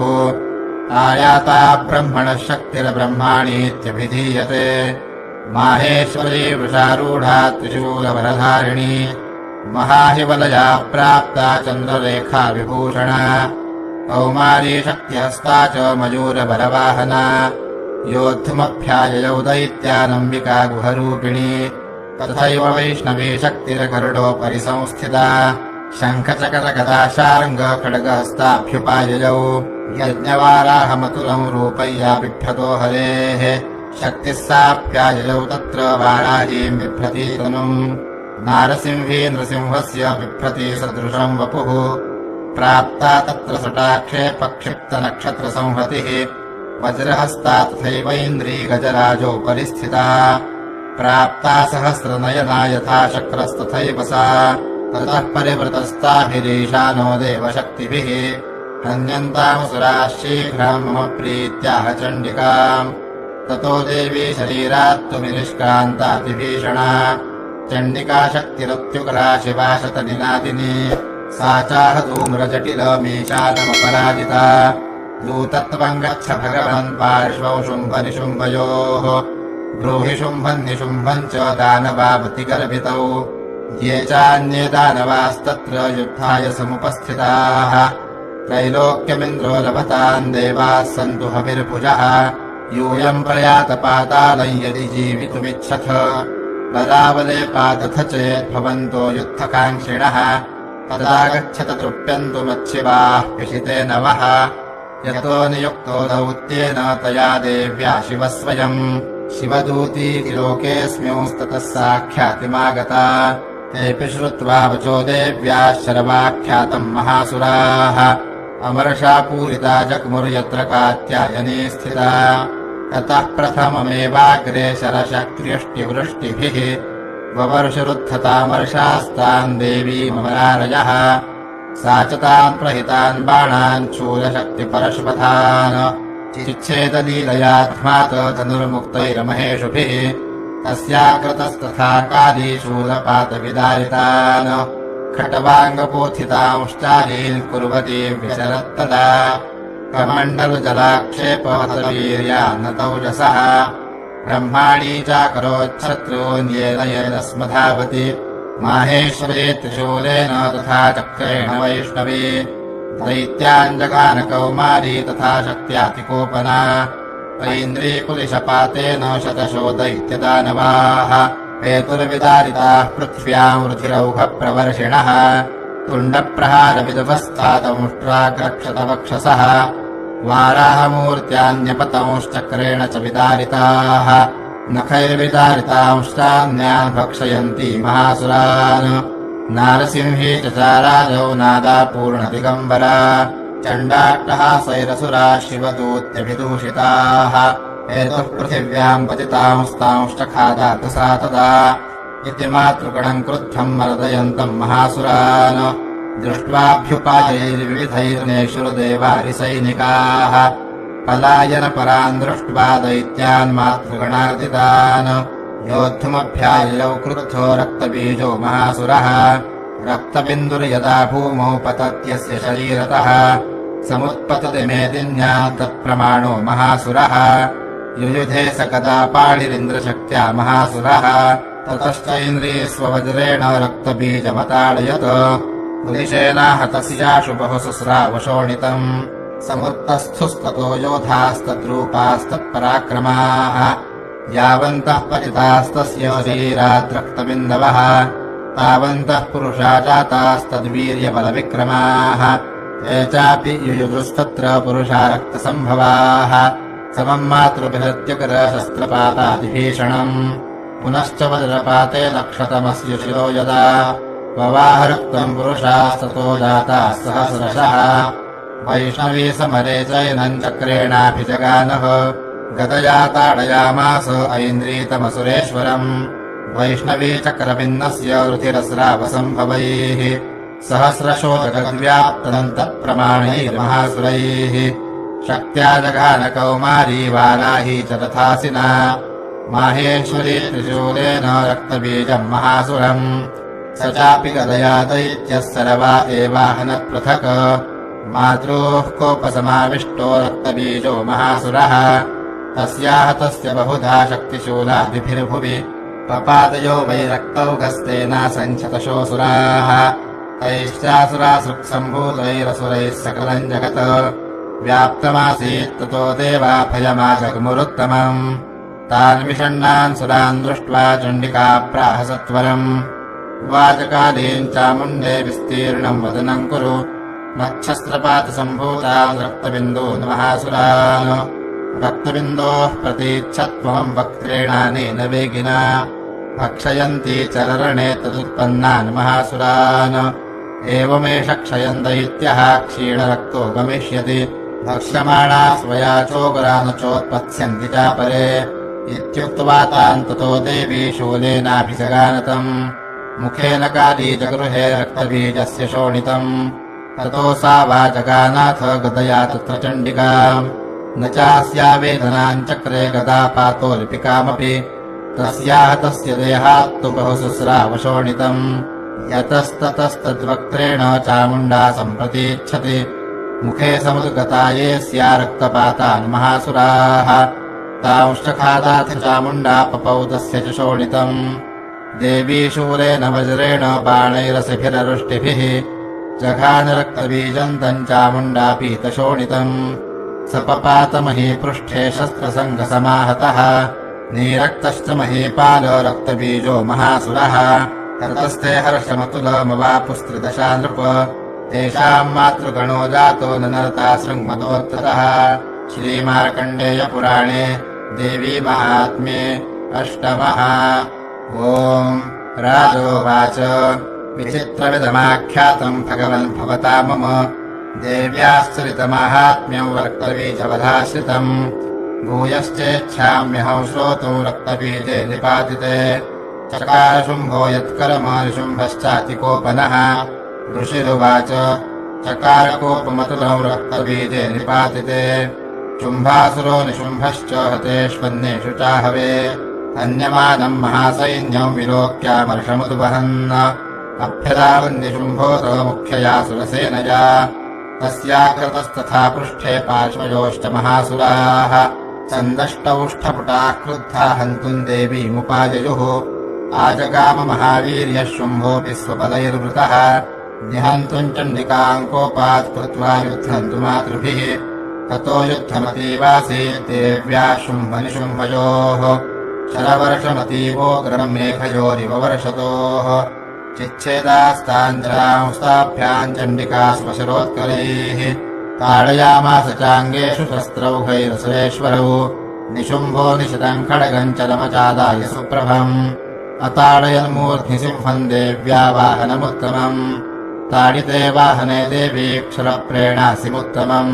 निशुम्भस्याशु चिच्छेदो चर्मचाप्यष्टचन्द्रकम् छिन्ने चर्मणि खड्गे च शक्तिम् जिक्षेपसोऽसुरः तामप्यस्य द्विधा चक्रे चक्रेणाभिमुखागताम् कोपाध्मातो निशुम्भोऽथ शूलम् जग्राह दानवः आयान्तम् मुष्टिपातेन देवी तच्चाप्यचूर्णयत्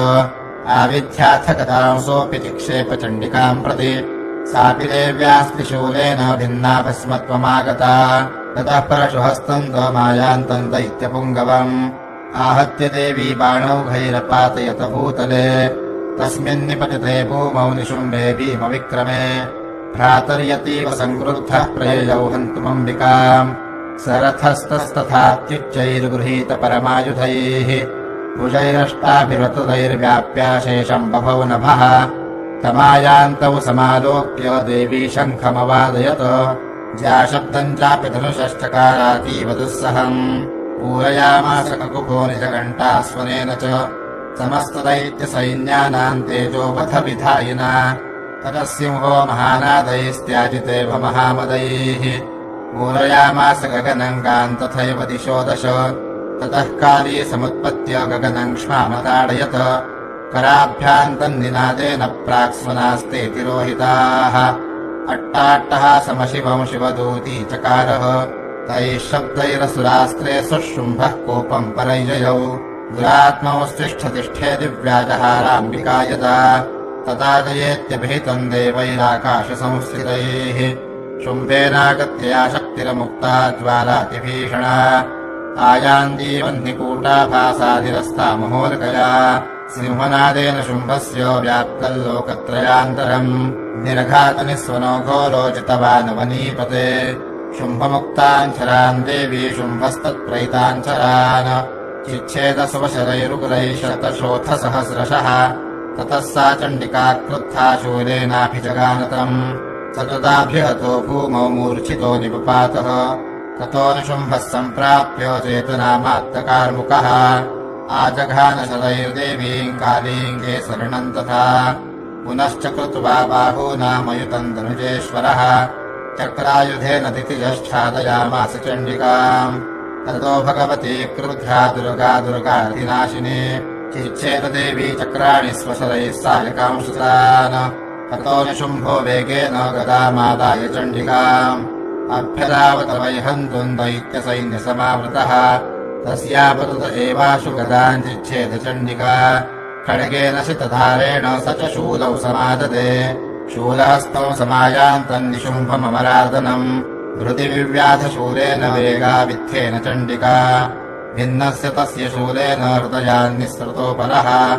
महाबलो महावीर्यस्तिष्ठेति पुरुषो वदन् तस्य निष्क्रामतो देवी प्रहस्य स्मनवत्तरः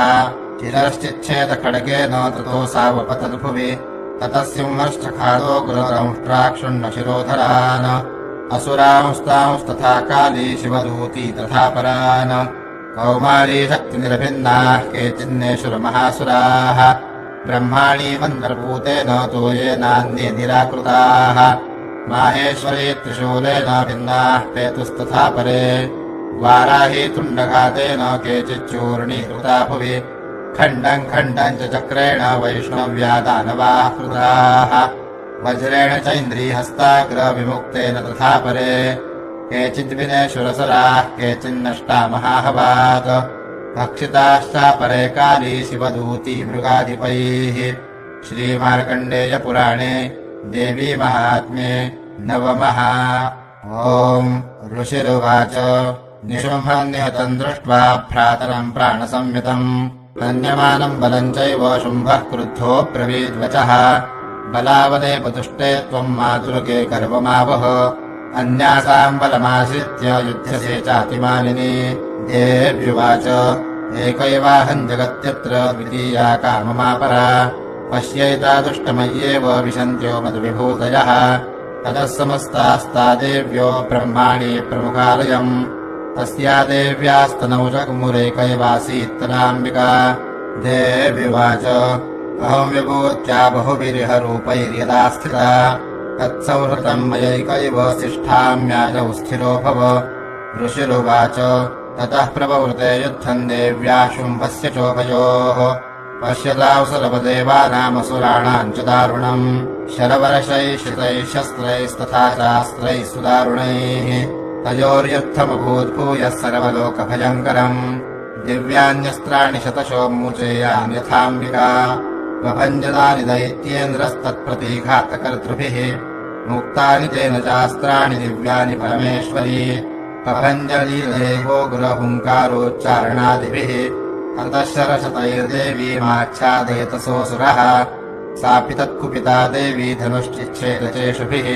छिन्ने धनुषि दैत्येन्द्रस्तथा शक्तिमथा ददे चिच्छेददेवी चक्रेण तामप्यस्य करे स्थिताम् ततः खड्गमुपादाय शतचन्द्रम् च भानुवत् अभ्यदावत् ताम् देवीम् दैत्यानामधिपेश्वरः तस्यापतत एवाशु खड्गम् चिच्छेदचण्डिका धनुर्मुक्तैः शितैर्बाणैश्चर्मचारककरामलम् अश्वांश्च पातयामास रथौ सारथिना सह हताश्वस्तदा दैत्यश्छिन्नधनवाभिसारथिः चक्राहमुद्गरम् घोरमम्बिकानिधनोद्यतः चिच्छेदापततस्तस्य मुद्गरम् निशितैः शरैः तथापि सोऽभ्यदावत्ताम् मुष्टिमुद्यम्य वेगवान् समुष्टिम् पातयामास हृदये दैत्यपुङ्गवः देव्यास्तम् चापि सा देवी तलेनोरस्य ताडयत् तलप्रहाराभिहतो निपपातमहीतले स दैत्यराजः सहसा पुनरेव तथोत्थितः उत्पत्ति च प्रगृह्योचैर्देवीम् गगनमास्थितः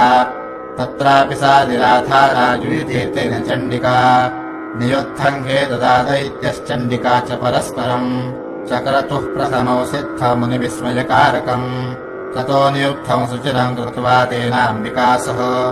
उत्पाट्य भ्रामयामास चिक्षेपधरणीतले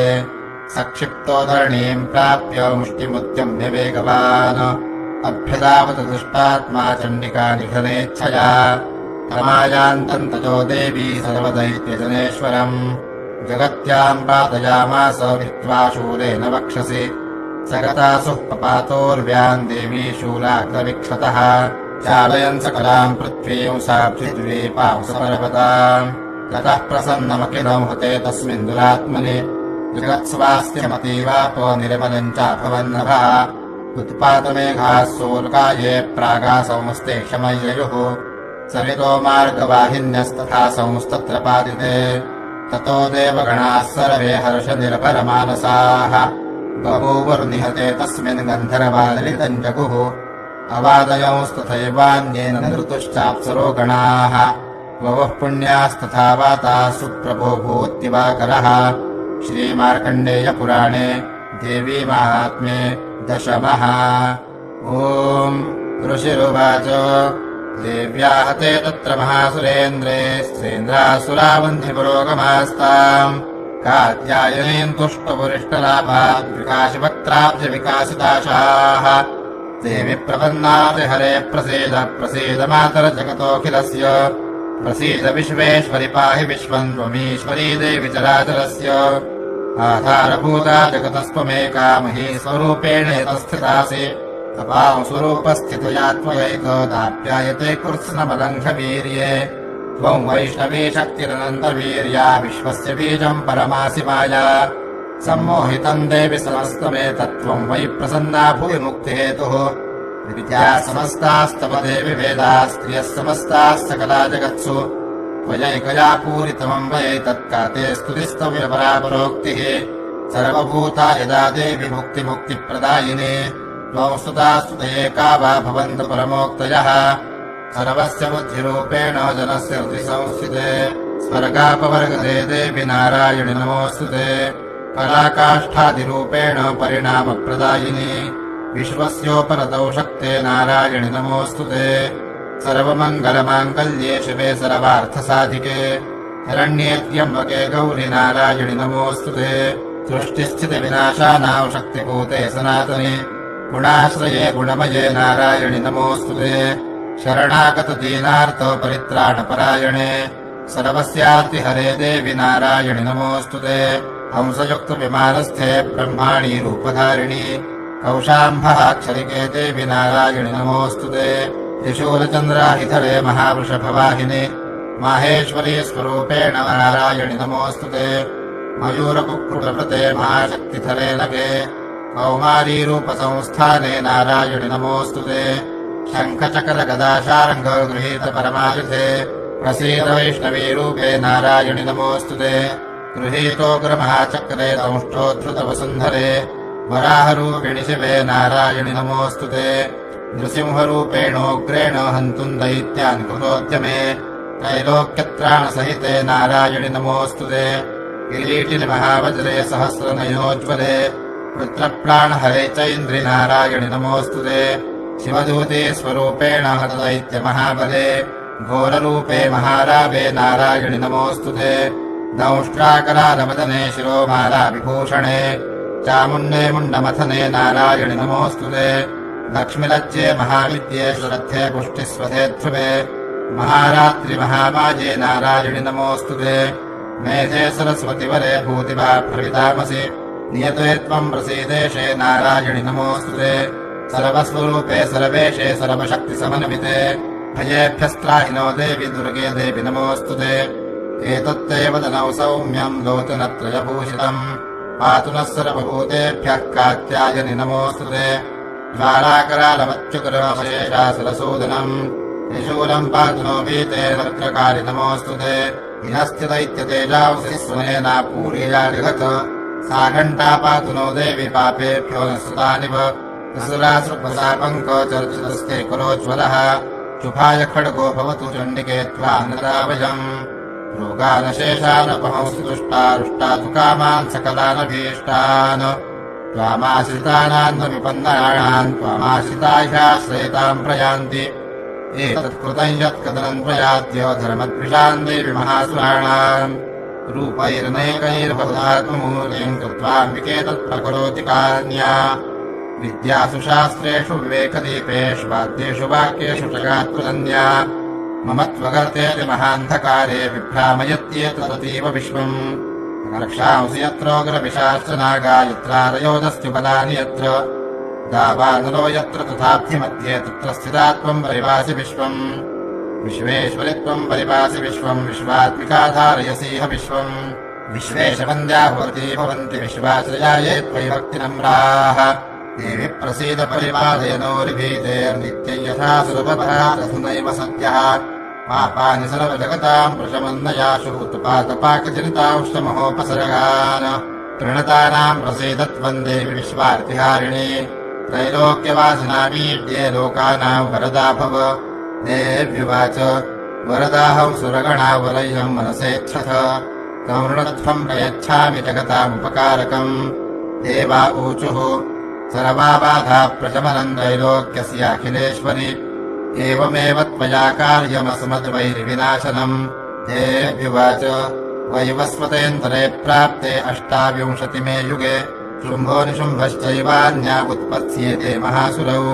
नन्दगोपगृहे जाता यशोदा गर्भसम्भवा ततस्तौ नाशयिष्यामि विन्ध्याचलनिवासिनी पुनरप्यतिरौद्रेण रूपेण पृथिवीतले अवतीर्य हनिष्यामि वै प्रचित्तांशुदानवान् अक्षयन्त्याश्रितानुग्रान् वै प्रचित्तान् महासुरान् रक्तानन्ता भविष्यन्ति दाडिमी कुसुमोपमाः ततो माम् देवताः स्वर्गे मर्त्यलोके च मानवाः स्तुवन्तो व्याहरिष्यन्ति सततौ रक्तदन्तिकाम् भूयश्च शतवार्षिक्यामनावृष्ट्यामनम्भसि मुनिभिः संस्मृता भूमौ सम्भविष्याम्ययोनिजा ततश्च तेन नेत्राणाम् निरीक्षिष्याम्यहम् मुनीन् कीर्तयिष्यन्ति मनुजाश्रिताक्षीमिति माम् ततः ततोऽहमखिलल्लोकमात्मदेहसमुद्भवैः भविष्यामि सुराशाकैरावृष्टेः प्राणधारकैः शाकम्भरीति विख्यातिम् तदा यास्याम्यहम् भुवि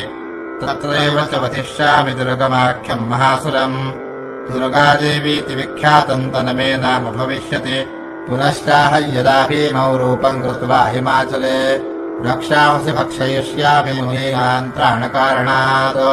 तदा माम् हृदयः सर्वे स्तोष्यन्त्यानम्रमूर्तयः भीमादेवीति विख्यातम् तनमे नाम भविष्यति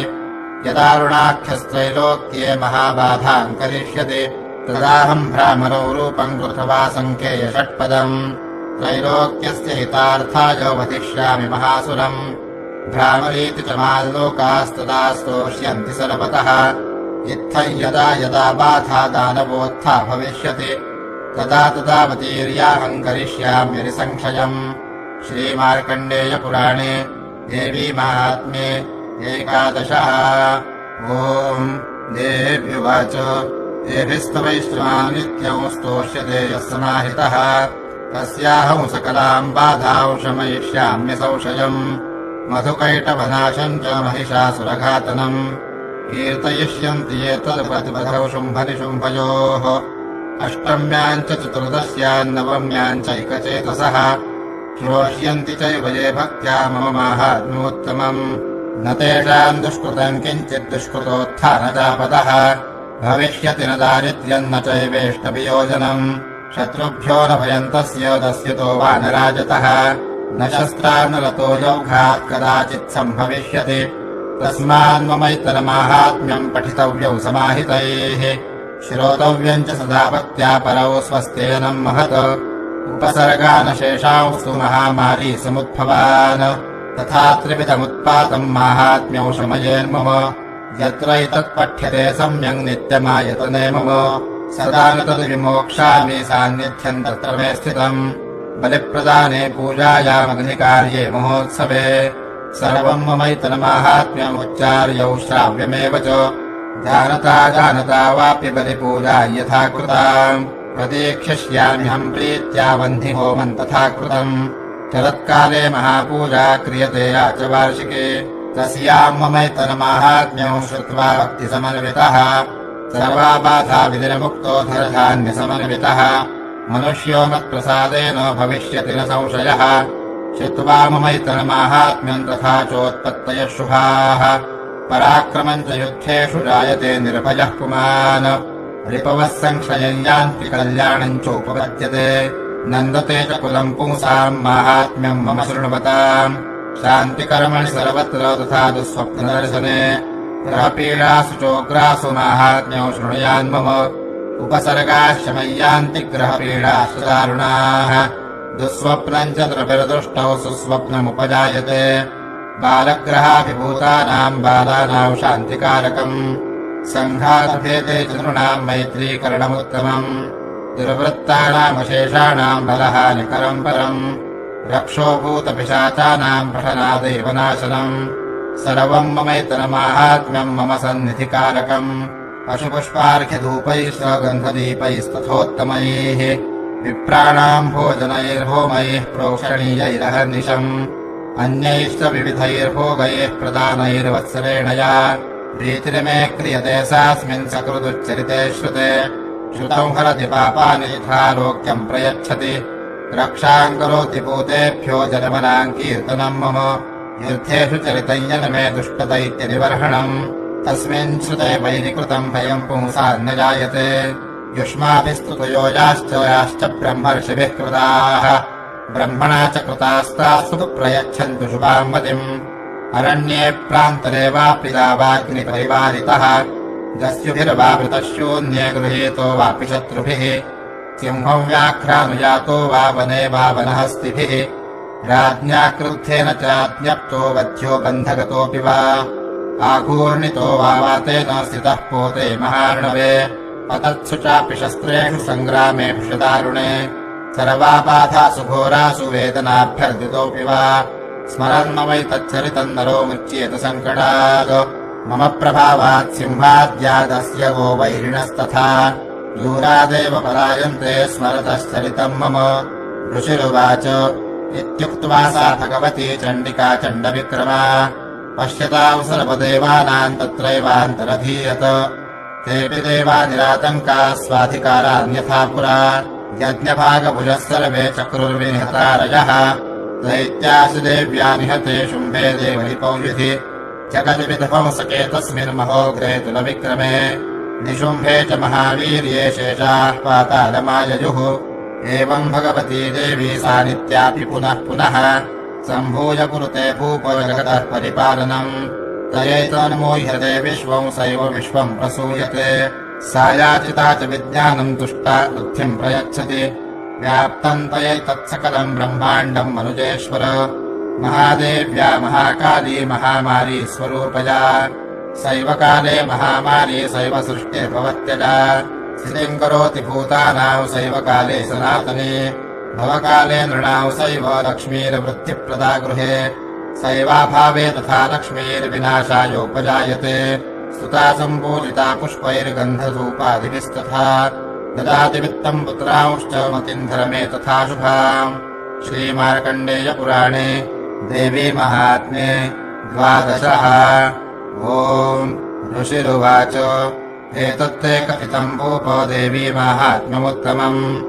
एवम् प्रभावा सा देवी यजेदन्धार्यते जगत् विद्या तथैव क्रियते भगवद्विष्णुमायया तया त्वमेष वैश्यश्च तथैवान्ये विवेकिनः मोह्यन्ते मोहिताश्चैव मोहमेष्यन्ति चापरे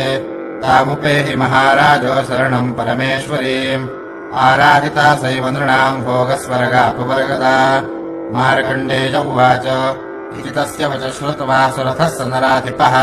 प्रणिपत्य महाभागम् तमुरुषौ संशितौ व्रतम् निर्विण्णोति ममत्वेन राज्यापहरणेन च जगाम सद्यस्तपसे स च वैश्यो महामुने सन्दर्शनार्थमम्बाया नदीपुलिनमास्थितः स च वैश्यस्तपस्तेऽपि देवी सूक्तम् परम् जपन् तौ तस्मिन् पुलिने देव्याः कृत्वा मूर्तिम् महीमयीम् अर्हणाञ्चक्रतुस्तस्याः पुष्पधूपाग्नितर्पणैः निराहारौ यतात्मानौ तन्मनस्कौ समाहितौ ददतुस्तौ बलिम् चैव निजगात्राश्रुभुक्षितम् एवम् समाराधयतोऽस्तिभिर्वर्षैर्यतात्मनोः परितुष्टा जगद्धात्री प्रत्यक्षम् प्राह चण्डिका देव्युवाच यत्प्रार्थ्यते त्वया भूपत्वया च कुलनन्दन मत्तस्तत्प्राप्यताौ सर्वम् परितुष्टा ददामि ते मार्कण्डेय उवाच ततो वव्रे नृपो राज्यमभिभ्रंश्यन्निजनमनि अत्रैव निजौ राज्यम् हतशत्रुवरम् बलात् सोऽपि वैशस्ततो ज्ञानम् वव्रे निर्विण्णमानसः ममेत्यह विप्राज्ञः सङ्गविच्युतिकारकम् देव्युवाच स्वल्पैरहोभिर्नृपते स्वराज्यम् प्राप्स्यते भवान् हत्वा रिपूनस्खलितम् तव तत्र भविष्यति मृतश्च भूयः सम्प्राप्य जन्मदेवाद्विवस्वतः सावर्णिको मनुर्नाम भवान् भुवि भविष्यति वैश्यवर्यत्वयाजश्च वरोऽस्मत्तोऽभिवाञ्छितः तम् प्रयच्छामि सौसिद्ध्यै तव ज्ञानम् भविष्यति मार्कण्डेय उवाच इति दत्त्वा तयोर्देवी यथाभिलषितम् वरम् बभूवान्तर्हिता सत्यो भक्त्या ताभ्यामभिष्टुता एवम् देव्या वरम् लब्ध्वा सुरथः क्षत्रियर्षभः सूर्याच्चनमसमासाद्यो सावर्णिर्भविता मनुः इति दत्त्वा तयोर्देवी यथाभिलषितम् वरम् बभूवान्तर्हिता सत्यो भक्त्या ताभ्यामभिष्टुता एवम् देव्या वरम् लब्ध्वा सुरथः क्षत्रियर्षभः सूर्याच्चनमसमासाद्यो सावर्णिर्भविता मनुः क्लीम् ॐ श्रीमार्कण्डेयपुराणे देवी महात्म्ये 13 श्रीजगदम्बार्पणमस्तु। अथ देवी सूक्तम् ॐ अहं रुद्रेभिरित्यष्टरजस्य सूक्तस्य वागाम्भृणी ऋषिः श्री आदिशक्तिर्देवता इष्टुप्छन्दः विजया जगति श्रीजगदम्बा प्रीत्यर्थे जपे विनियोगः ॐ अहं रुद्रेभिरवसुभिश्चराम्यहमादित्यैरुतविशवदेवैः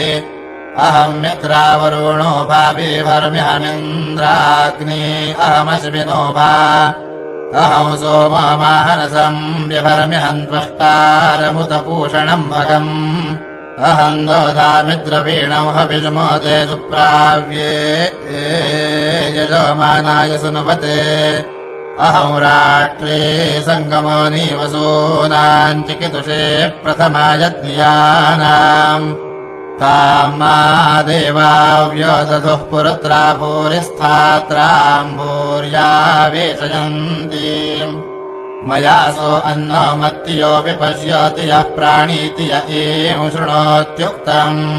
अमन्दवो मान्तौ पक्ष्यन्ति श्रुतिश्रोतश्रद्धिवन्ते वदामि अहमेव स्वयमिदम् वदामि जुष्टम् देवेभिरुतमानुषेभिः यम् कामयेतम् तमुग्रम् कृणोमि तम् ब्रह्माणम् तमृषन्तौ सोमेधाम् अहम् रुद्राय तनुरातो नोमि ब्रह्मदिविशेषरवेहम् तवाकु अहम् जनाय समदम् कृणोम्यहम् द्यावा पृथिवीयाभिवेश अहम् सोमे पितरमस्य मूर्धन्मम योनिरप्स्वान्तः समुद्रे ततो वितिष्ठे भुवनानुविशभूतामूञ्जाम् वर्ष्मणोपस्पृशामि अहमेव वातो इव प्रवाम्यारभमाणा भुवनानि विशवा परो दिवा पर एना पृथिव्यै तावती महिना सम्बभूव।